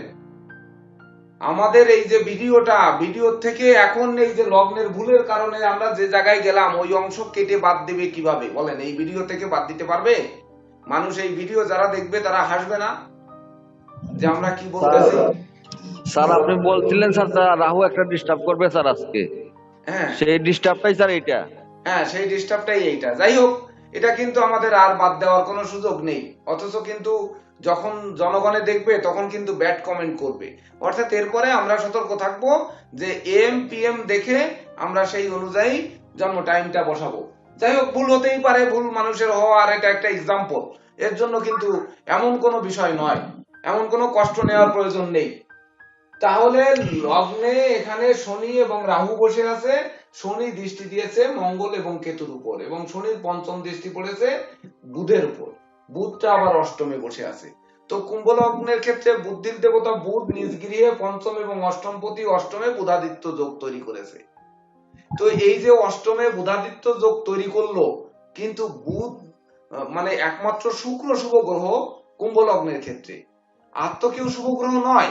শুক্র মঙ্গলের যোগ যদি হয় তাহলে রাজযোগ হয়। তো শুক্র আর মঙ্গল তো রাজযোগ মানে যোগ তৈরি করেনি, কিন্তু প্রেক্ষা তৈরি করেছে মনে হয় সম্ভবত। আমি আগেই স্যার লাইভটা দেখেছিলাম। তাহলে এই লগ্ন সাপেক্ষে স্যার বারটা বৃহস্পতি হবে না, শুক্রবার হবে। বারটা শুক্রবার হবে। হ্যাঁ স্যার। আচ্ছা আচ্ছা, পিএম হলে তাহলে বারটা শুক্রবার যদি হয় তাহলে শুক্রবার হবে। এটা কি দেখেছেন আপনি? শুক্রবার হবে দেখেছেন? হ্যাঁ স্যার দেখুন। ও আচ্ছা, হোক তাহলে শুক্রবার হলে এখানে সংখ্যার জায়গায় 5 হবে। ও না, শুক্রবার হলে 3-এর জায়গায় 6 হবে। ওই হবে স্যার। 6 হলে মাথায় যে 6 হবে, এটা আমাদের 4:58 মিনিট বিষয়। বলছে তো স্যার, কিন্তু পিএম এম বলেনি, আমি ওইভাবে দিয়ে দিই। আচ্ছা ঠিক আছে, যাই হোক ওটা সমস্যা না। এখানে শুক্রবার হলে সংখ্যাটা 6 হয়ে যাচ্ছে, আর কিছু হচ্ছে না কিন্তু ওখানে। কিন্তু আমাদের বুঝতে হবে এই প্ল্যানেটটিতে কেতু কি করছে। কেতুটা দেখেন সপ্তমে মঙ্গল যুক্ত হয়ে বসে আছে। প্রথমে একটু বলে আসি ইনি কেন বিখ্যাত হয়েছেন। বিখ্যাত হয়েছেন দেখুন, শনি কিন্তু লগ্নে মূল ত্রিকোণে বসে আছে, সে কিন্তু শক্তিশালী। দেখেছেন, আনন্দময় স্থান। কুম্ভ লগ্নের ক্ষেত্রে লগ্ন ভাবস্থ শনি, যিনি যোগ সাধনা একাগ্রতার মালিক। তো যিনি যোগী তিনি তো লেখক হবেন, যিনি সাধক তিনি লেখক হবেন না। সাধনা না করে কিভাবে ভাষাটা আসবে, কিভাবে কোন ভাবে আসা সম্ভব? তো একমাত্র শনি কিন্তু এখানে ওনার জীবনকে চমকে দিয়েছে বা এই লেখনীতে সফলতা এনে দিয়েছে এখানে কুম্ভ লগ্নের শনি। তাছাড়া দেখুন শুক্র হচ্ছে চতুর্থ ভাগ্যপতি। যদিও কুম্ভ লগ্নের ক্ষেত্রে শুক্র কিন্তু একাই শুভকারক গ্রহ, একা আমাদের রাজা বানাতে পারে। সে চতুর্থ এবং ভাগ্যপতি, সে ষষ্ঠে রাশিতে বসে আছে চন্দ্রের সঙ্গে। তো শুক্রের সঙ্গে রবি চন্দ্রের দুটি গ্রহেরই শত্রুতা আছে। তো শত্রুতা থাকলেও দেখতে হবে চন্দ্র কিন্তু সে তার নিজ গৃহে বসে আছে, গ্রহ মাতা। তা মায়ের কোলে শুক্র শুভ গ্রহ গিয়ে বসে আসছে, তাহলে কি হবে? এই ষষ্ঠ পতিত্ব দোষ কিন্তু দূরীভূত হবে। ও উপরন্ত এই ষষ্ঠ ভাবে কিন্তু কোনো পাপ গ্রহের দৃষ্টি নেই, বরং বৃহস্পতির নবম দৃষ্টি আছে। আছে না? নবম দৃষ্টি আছে না? আছে। হ্যাঁ, তাহলে বৃহস্পতির এই শুক্রর পরে দৃষ্টি পড়ার কারণে এবং চন্দ্রের উপরে তার নবম দৃষ্টি আছে, তাহলে চন্দ্রের অশুভত্ব ষষ্ঠ পতিত্ব দোষ নষ্ট করবে, আর শুক্রের যে চতুর্থ ভাগ্যপতির যে অশুভত্ব তো নেই, একমাত্র রাজ্য, সেটাও কিন্তু দমন করবে। যার জন্য উনি স্বচ্ছ, নিট অ্যান্ড ক্লিন, শান্তি প্রিয় মানুষ হবেন। যার কারণে ওনার লেখার মধ্যে কোনো বিদ্রোহী নেই, শুধু শান্ত নম্র সাহিত্য সম্রাট। সাহিত্য সম্রাট তো বঙ্কিমচন্দ্র, কথা শিল্পী শরৎচন্দ্র। কথার দ্বারা ওনার ভিতরে কোনো মানে শুধুমাত্র দেখুন প্যাথেটিক ছাড়া এখানে রোমান্টিকের অংশ কিন্তু কম। অর্থাৎ চন্দ্র শান্ত করে দিয়েছে, আর বৃহস্পতি এখানে রাজযোগের কারক তৈরি করেছে। এইবার আমাদের ক্লাস হচ্ছে কেতু 7। দেখেন কেতু ক্লাস হচ্ছে 7 নাম্বার ঘরে কেতু পড়েছে, লগ্নের 7 নাম্বার ঘরে, দেখেছেন? এবার কিন্তু প্ল্যানেটটা ঠিক থাকার কথা। ক্লাসটা হচ্ছে 7 সংখ্যার, লগ্ন থেকে 7 নাম্বার ঘরে গিয়ে কেতু পড়েছে। আজকের তারিখ হচ্ছে 13। রাহুটা লগ্নে বসে আছে, ডিস্টার্ব করবে। ওই যে বললাম না, রাহু ডিস্টার্ব করবে। তো লগ্নে রাহু মানে কি? আমাকে দাও, আমার সব চাই, আমার ধন সম্পদ সব চাই, আমার মানে বাড়ি চাই, আমার গাড়ি চাই, আমার অট্টালিকা সমূহ সব চাই, প্রয়োজনে আমার বিমান চাই, আমি মঙ্গল গ্রহে যাওয়ার চাই, মানে স্বপ্ন যেন শেষ হবে না। তো আজকের ক্লাসে আমাদের কিন্তু অনেক চাওয়া পাওয়া ছিল, রাহু কিন্তু অনেক চাওয়া পাওয়া দিয়েছিল, কিন্তু সময়ের জন্য আমরা সেই চাওয়া পাওয়া পূর্ণ করতে পারছি না বা পারবো না। হয়তো আমরা সন্ধ্যায় আবার কিন্তু আমরা ক্লাস 8কে নিয়ে আলোচনা করব। এই যখন 8কে নিয়ে আলোচনা করব, তখন কিন্তু এই 7-এর রহস্যটা আমাদের, এই যে ক্লাস করলেন আপনারা দুপুর বেলায় যখন সময় পাবেন, খাওয়া দাওয়ার পরে বিশ্রাম নেবেন, তখন একটু অনুধাবন করার চেষ্টা করবেন যে 13 তারিখে ক্লাস হয়েছে, রাহুটা কিন্তু লগ্নে, এবং লগ্নে থেকে সে দৃষ্টি দিয়েছে দ্বিতীয়, তৃতীয়, চতুর্থ, পঞ্চম। দেখুন ভাগ্যভাবে দৃষ্টি দিয়েছে, সে তার সপ্তম ভাবে দৃষ্টি দিয়েছে। আর কোথায় দৃষ্টি দিল? পঞ্চম ভাবে, বিদ্যা। আমরা যে ভুলটা করলাম বিদ্যা ভাবে, বুদ্ধির দেবতা মানে বুদ্ধির কৌশল, আমাদের 4:51 PM আমরা 4:51 AM ধরে ফেলেছি, মানে এটা কৌশলে। হবে 12/16টা 51 লিখতে হবে, আমরা 4টা 51 লিখে ফেলেছি, অর্থাৎ কৌশলে একটু ভুল করেছি। অর্থাৎ বুধ, ওই যে জন্ম তারিখের মধ্যে একটি বুধ আছে না, আর সব কয়টি শুভ গ্রহ মনে পড়েছে এবার? 7 তারিখ, দেখুন 7 তারিখ, 8 মাস, বছরের 5 আর 12 হচ্ছে শুক্র, সব মিলে কি হয়েছিল 7 8 7 15 5 20 আছে 26 8। এই যে বুধটি দুর্বল, সেই বুধটি কিন্তু অষ্টমে নিজ গৃহে থাকা সত্ত্বেও সে কিন্তু দুর্বল হয়ে বসে আছে অষ্টমে, অষ্টমপতি অষ্টমে। অর্থাৎ এই বুধাদিত্য যোগ কিন্তু অষ্টম ঘরে পড়ার কারণে বুধাদিত্য যোগের শুভ ফলটা কিন্তু দেয় নাই, যার জন্য এই বুধ ডিস্টার্ব করে আমাদের লগ্নটাকে উল্টিয়ে দিয়েছে, অর্থাৎ ব্রেনটাকেই উল্টায় দিয়েছে। তাহলে বুধ দেখুন কারোর সঙ্গে লড়াই কিন্তু করেনি, সে নিজে নিজে ভুল করে দিয়েছে। ভুল করার কারণে আমরা ভুলের কারণে একটু লজ্জিত হচ্ছি, মানে ধরেন এই ভিডিওটা ছাড়া হবে তার জন্য আমাদের একটু কেমন লাগছে। তো দেখুন বুধ কিন্তু গোপনে, কেতু গোপনে শত্রুতা করবে, বা গোপন ভাবে, প্রথমেই বলেছি কেতু হচ্ছে গুপ্ত ভাবে প্রতিশোধ নেবে। তো বুধকে দিয়ে গোপন ভাবে আমাদের সুন্দর ক্লাসটাকে অসুন্দর করে দিয়েছে। অর্থাৎ ফলাদেশ আমাদের যখন বলতে হবে, তখন কিন্তু সেই প্ল্যানেটটি, যে প্ল্যানেটটি আমার এলো, আপনারা এখানে কি মিল পেয়েছেন যে 7 নাম্বার ক্লাস 7 নাম্বার ঘরে কেতু, এটা তো পেয়েছেন। রাহুর তারিখে ক্লাস হয়েছে, রাহু লগ্নে পড়েছে, মানে ডিস্টার্বের কারণ, এটা তো পেয়েছেন তো।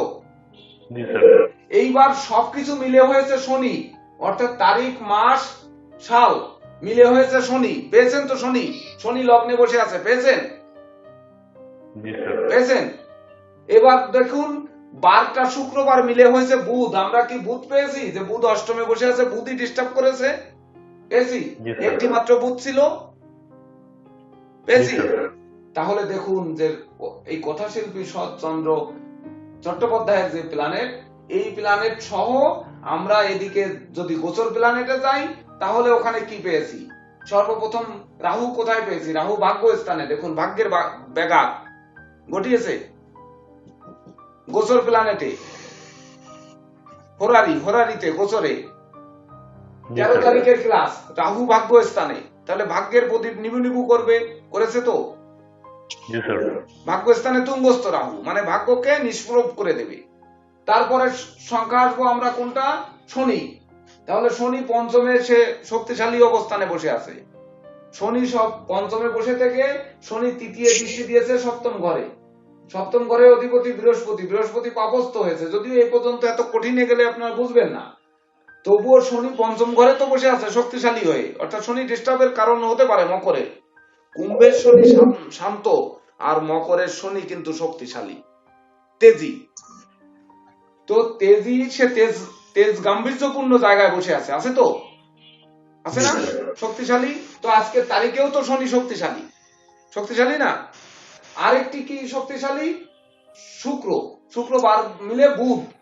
তো বুধটা কোথায়? যেখানে ডিস্টার্ব করেছে গোচর প্ল্যানেটে, দেখুন বুধ আবার দ্বাদশে, তাহলে এখানে অষ্টমে, এখানে দ্বাদশে, মানে বুধ কিন্তু সেই ট্যাপ খেয়ে পড়ে আছে, অর্থাৎ নর্মাল জায়গায় আছে, ভালো জায়গায় কিন্তু নেই। আর 12 শুক্রবারটা কি হয়েছে? শুক্র এখানে লগ্নে, এই আর এখানে শুক্র চন্দ্রের পেটের মধ্যে, চন্দ্রের কোলের মধ্যে শুক্র যে শান্তি ঘটিয়েছে। আজকের ক্লাসে কিন্তু অতটা, যদিও একটু সাউন্ড মিউট আনমিউটের ব্যাপার হয়েছে, আজকের ক্লাসে কিন্তু অশান্তি তৈরি হওয়ার মতো কিছু হয়নি, কারো পরে আমার রাগ করতে হয়নি, বা কারো পরে ধরুন কড়া কথা বলতে হয়নি কোন রকমে, এমনটি কি অন্য ক্লাসে যেটা ঘটে এমনটি কিন্তু ঘটেনি। অর্থাৎ শুক্র কিন্তু সর্বশেষ শান্তির প্রদীপ জেলে দিয়েছে। এমনকি ভুল করার পরেও রাগ করতে মন চাইল না, কেন? ওই রাহু এক থাপ্পড় দিয়ে মাথা ঠান্ডা করে রেখেছে। বরং কেতু গোপন শত্রুতা তৈরি করে আমাদের একটু ব্যাঘাত সৃষ্টি করেছে বুদ্ধিতে, তাই ছাড়া আর কিছু করতে পারেনি। আর এই মানে গোচর প্ল্যানেটে কেতুটা থার্ড হাউসে বসে আছে, এই জায়গাটায় আপনারা একটু অমিল পাচ্ছেন। কেন পাচ্ছেন? যে কেতুটা সাতের সঙ্গে সম্পর্ক কোথায়? কেতুটা গোচর প্ল্যানেটে সাতের সঙ্গে সম্পর্কটা কোথায়, এইটা কিন্তু আমরা গোচর প্ল্যানেটে খুঁজে পাইনি। তো যদি তার জন্ম তারিখ না পাই, তাহলে আমরা এই গোচর প্ল্যানেটে কেতুর যে সাথের সঙ্গে সম্পর্কটা এটা কিভাবে বের করব, এটা আমাদের একটা প্রশ্ন কিন্তু থাকতে পারে না? জি স্যার। হ্যাঁ, কেতুর কিন্তু কোনো আমরা সাথের সঙ্গে সম্পর্কযুক্ত কোনো কিছুই পাইনি। কেতুর কোনো দৃষ্টি বা কেতুর তো কোনো দৃষ্টিই নেই, বা সপ্তম ঘরের উপরে কেতুর কোনো প্রভাব এমন কিন্তু কিছুই পাইনি। তো এখানে যে কেতু গোচরের থার্ড হাউসে কেতু বসে আছে, তো কেতু স্যার আমি তো বলবো। হ্যাঁ বলেন। স্যার শরৎ বাবুর কিন্তু প্রথম স্ত্রী মারা গেছিলেন, সেক্ষেত্রে সপ্তম ঘরে মঙ্গল বা কেতু কোনো ক্ষতি করছে? সপ্তম ঘরে মাঙ্গলিক দোষ তৈরি করেছে না? তৃতীয় দশমপতি মঙ্গল কেতু যুক্ত, হ্যাঁ, শরৎ শনি বাবুর রাহু প্রথম দৃষ্টি স্ত্রী করেছে। মারা গেছিলেন। হ্যাঁ, এটা তো মাঙ্গলিক দোষ তৈরি করেছেন, এটা তো করতেই পারে। কিন্তু আমার একটি প্রশ্ন বা আপনাদেরও প্রশ্ন থাকতে পারে যে গোচর প্ল্যানেটে কিন্তু কেতুটা মেলেনি। কেতুটা কিন্তু কোনো ক্রমে গোচর প্ল্যানেটে মেলেনি। এটাই আমরা মিললাম 7 নাম্বার ঘর বা সবকিছুতে আমরা কেতুর মিল পেলাম, কেতুর চরিত্রের মিল পেলাম, কিন্তু এই গোচর প্ল্যানেটে কেতুর মিল পেলাম না। তো কেতুর মিল এখানে তৃতীয় ভাবস্থ কেতু কি 7 সংখ্যার উপর কোনো প্রভাব ফেলে কিনা এটা আমাদের দেখতে হবে।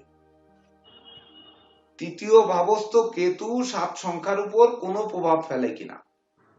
তো তৃতীয় ঘরের অধিপতি হচ্ছে মঙ্গল, মঙ্গলের সংখ্যা হচ্ছে 9। এই 9 এর সাথে যে সংখ্যা যোগ করবেন সেই সংখ্যাই কিন্তু হবে। দেখেন, 9 এর সাথে 6 যোগ করলে 9 6 15 6 হবে, 9 এর সাথে 5 যোগ করলে 9 এর 5 14 5 হবে, 9 এর সাথে 7 যোগ করলে 9 7 16 7 হবে। অর্থাৎ 9 অধিপতি মঙ্গল, সেই মঙ্গল জন্ম প্ল্যানেটে দ্বাদশে তৃতীয় পতি এবং অষ্টম পতি মারক হিসাবে দ্বাদশে বসে আছে। তো এই মঙ্গল যেহেতু অশুভ অবস্থানে বসে আছে, আর ওই কেতুর সাথে যুক্ত হলে আবার ওই কেতুর সংখ্যায় ফিরে আসবে। সংখ্যা তত্ত্বের একটি সূত্র হচ্ছে যতক্ষণ না এক সংখ্যায় রূপান্তর হবে ততক্ষণ কিন্তু এক সংখ্যায় রূপান্তর আমাদের করার চেষ্টা করতে হবে। তো ওই মঙ্গলের অশুভ ফল কিন্তু ওই কেতুর অশুভ ফল দেবে। অর্থাৎ 16 তারিখ 7 তারিখের জন্মগ্রহণকারী জাতকদের জন্য এই গোচর প্ল্যানেট কিন্তু মিলিত হবে বা মেলবে।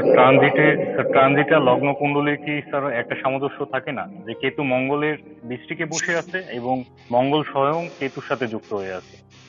হ্যাঁ, তা থাকলেও হবে।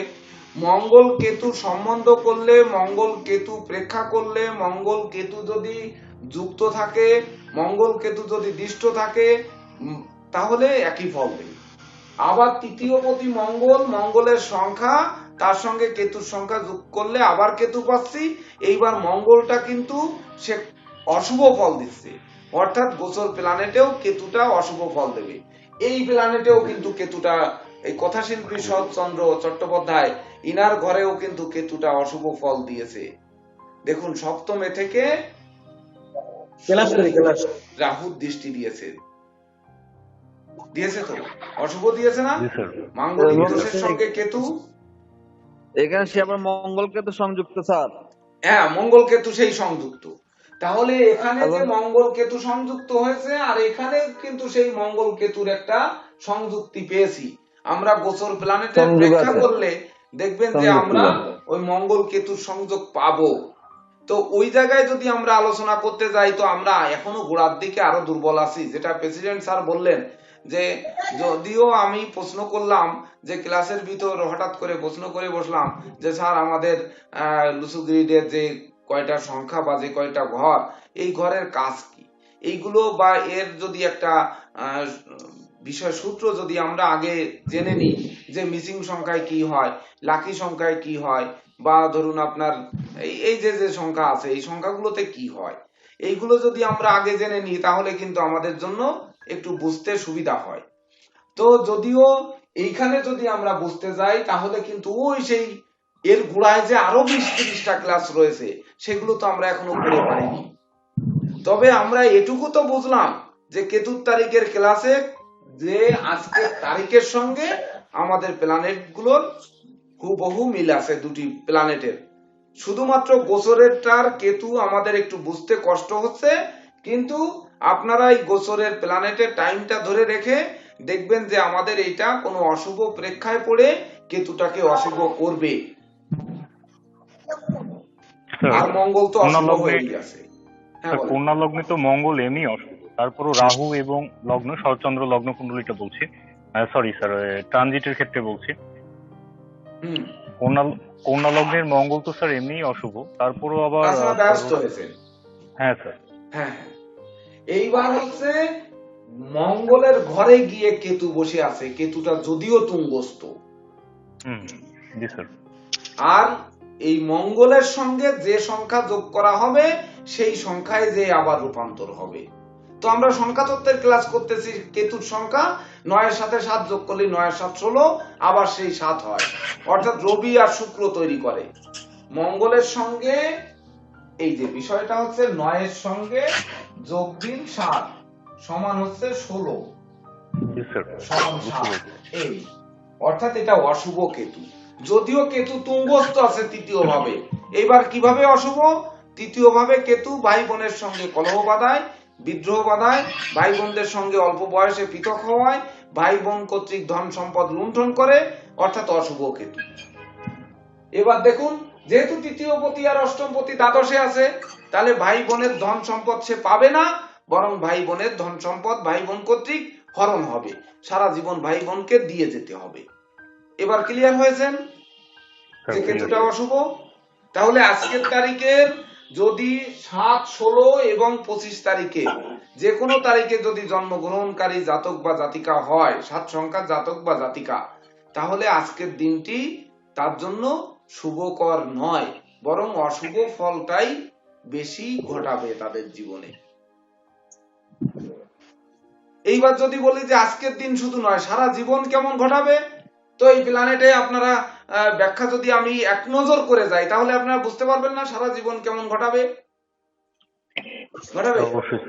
তো দেখুন, এখানে লগ্নে রাহু শনি বসে আছে, তো এটা ধরলে তো হবে না, এটা তো ওই সময়ের প্ল্যানেট। গোচরে ধরুন, আমরা গোচর যেটা ক্লাস করছি, তো আজকের 7 তারিখে জন্মগ্রহণ করেছি, তার সঙ্গে শনি, আর আমরা এটা তো বুঝতেই পারছি শনির মাস, বুধের বছর, শুক্রবার মিলে শনি, অর্থাৎ অশুভ, এটা তো বুঝলামই। আজকের তারিখে জন্মগ্রহণ করেছি, জীবন ব্যাপী আমাদের অশুভত্ব বয়ে নিয়ে বেড়াতে হবে। এইবার লগ্নে চন্দ্র শুক্র, ভাই বোন দ্বারা, তৃতীয় ভাই বোন দ্বারা ধন সম্পদ হরণ হবে।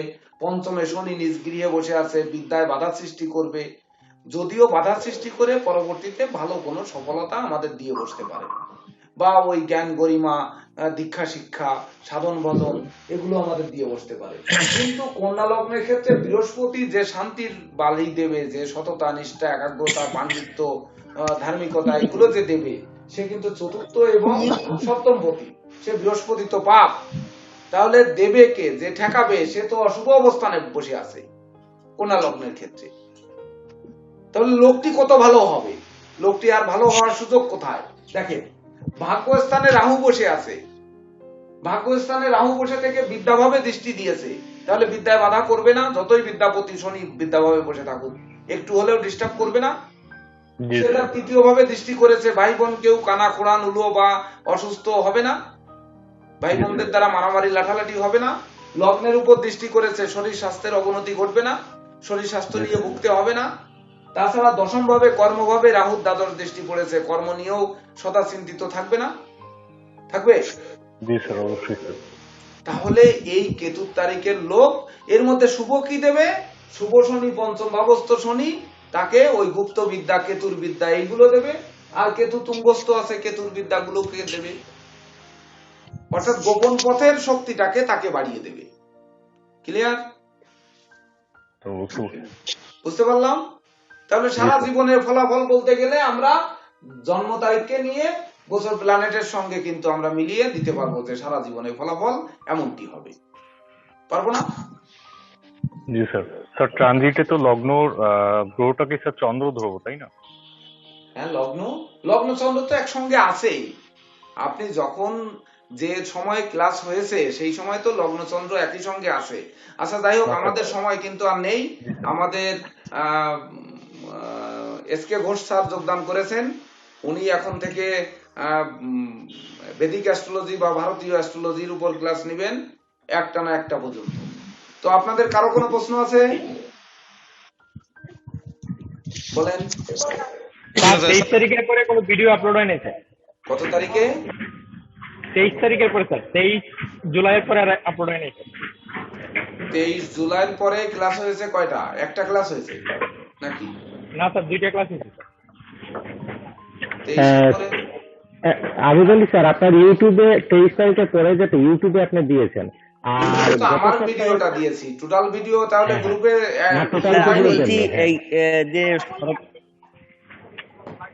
আর মানে গত 2 ক্লাসের ভিডিওটা গ্রুপে দেওয়া হয়নি। আচ্ছা ঠিক আছে, এই 2-1 দিনের মধ্যেই হবে, সে ব্যবস্থা করতেছি। তাহলে হ্যাঁ, আমাদের একজন লোক শর্ট আছে, একজন লোক শর্ট থাকার কারণে হয়তো হয়নি, আমি জানি না। আমি যদি জানতাম তাহলে আপনারা এগুলো নক করবেন।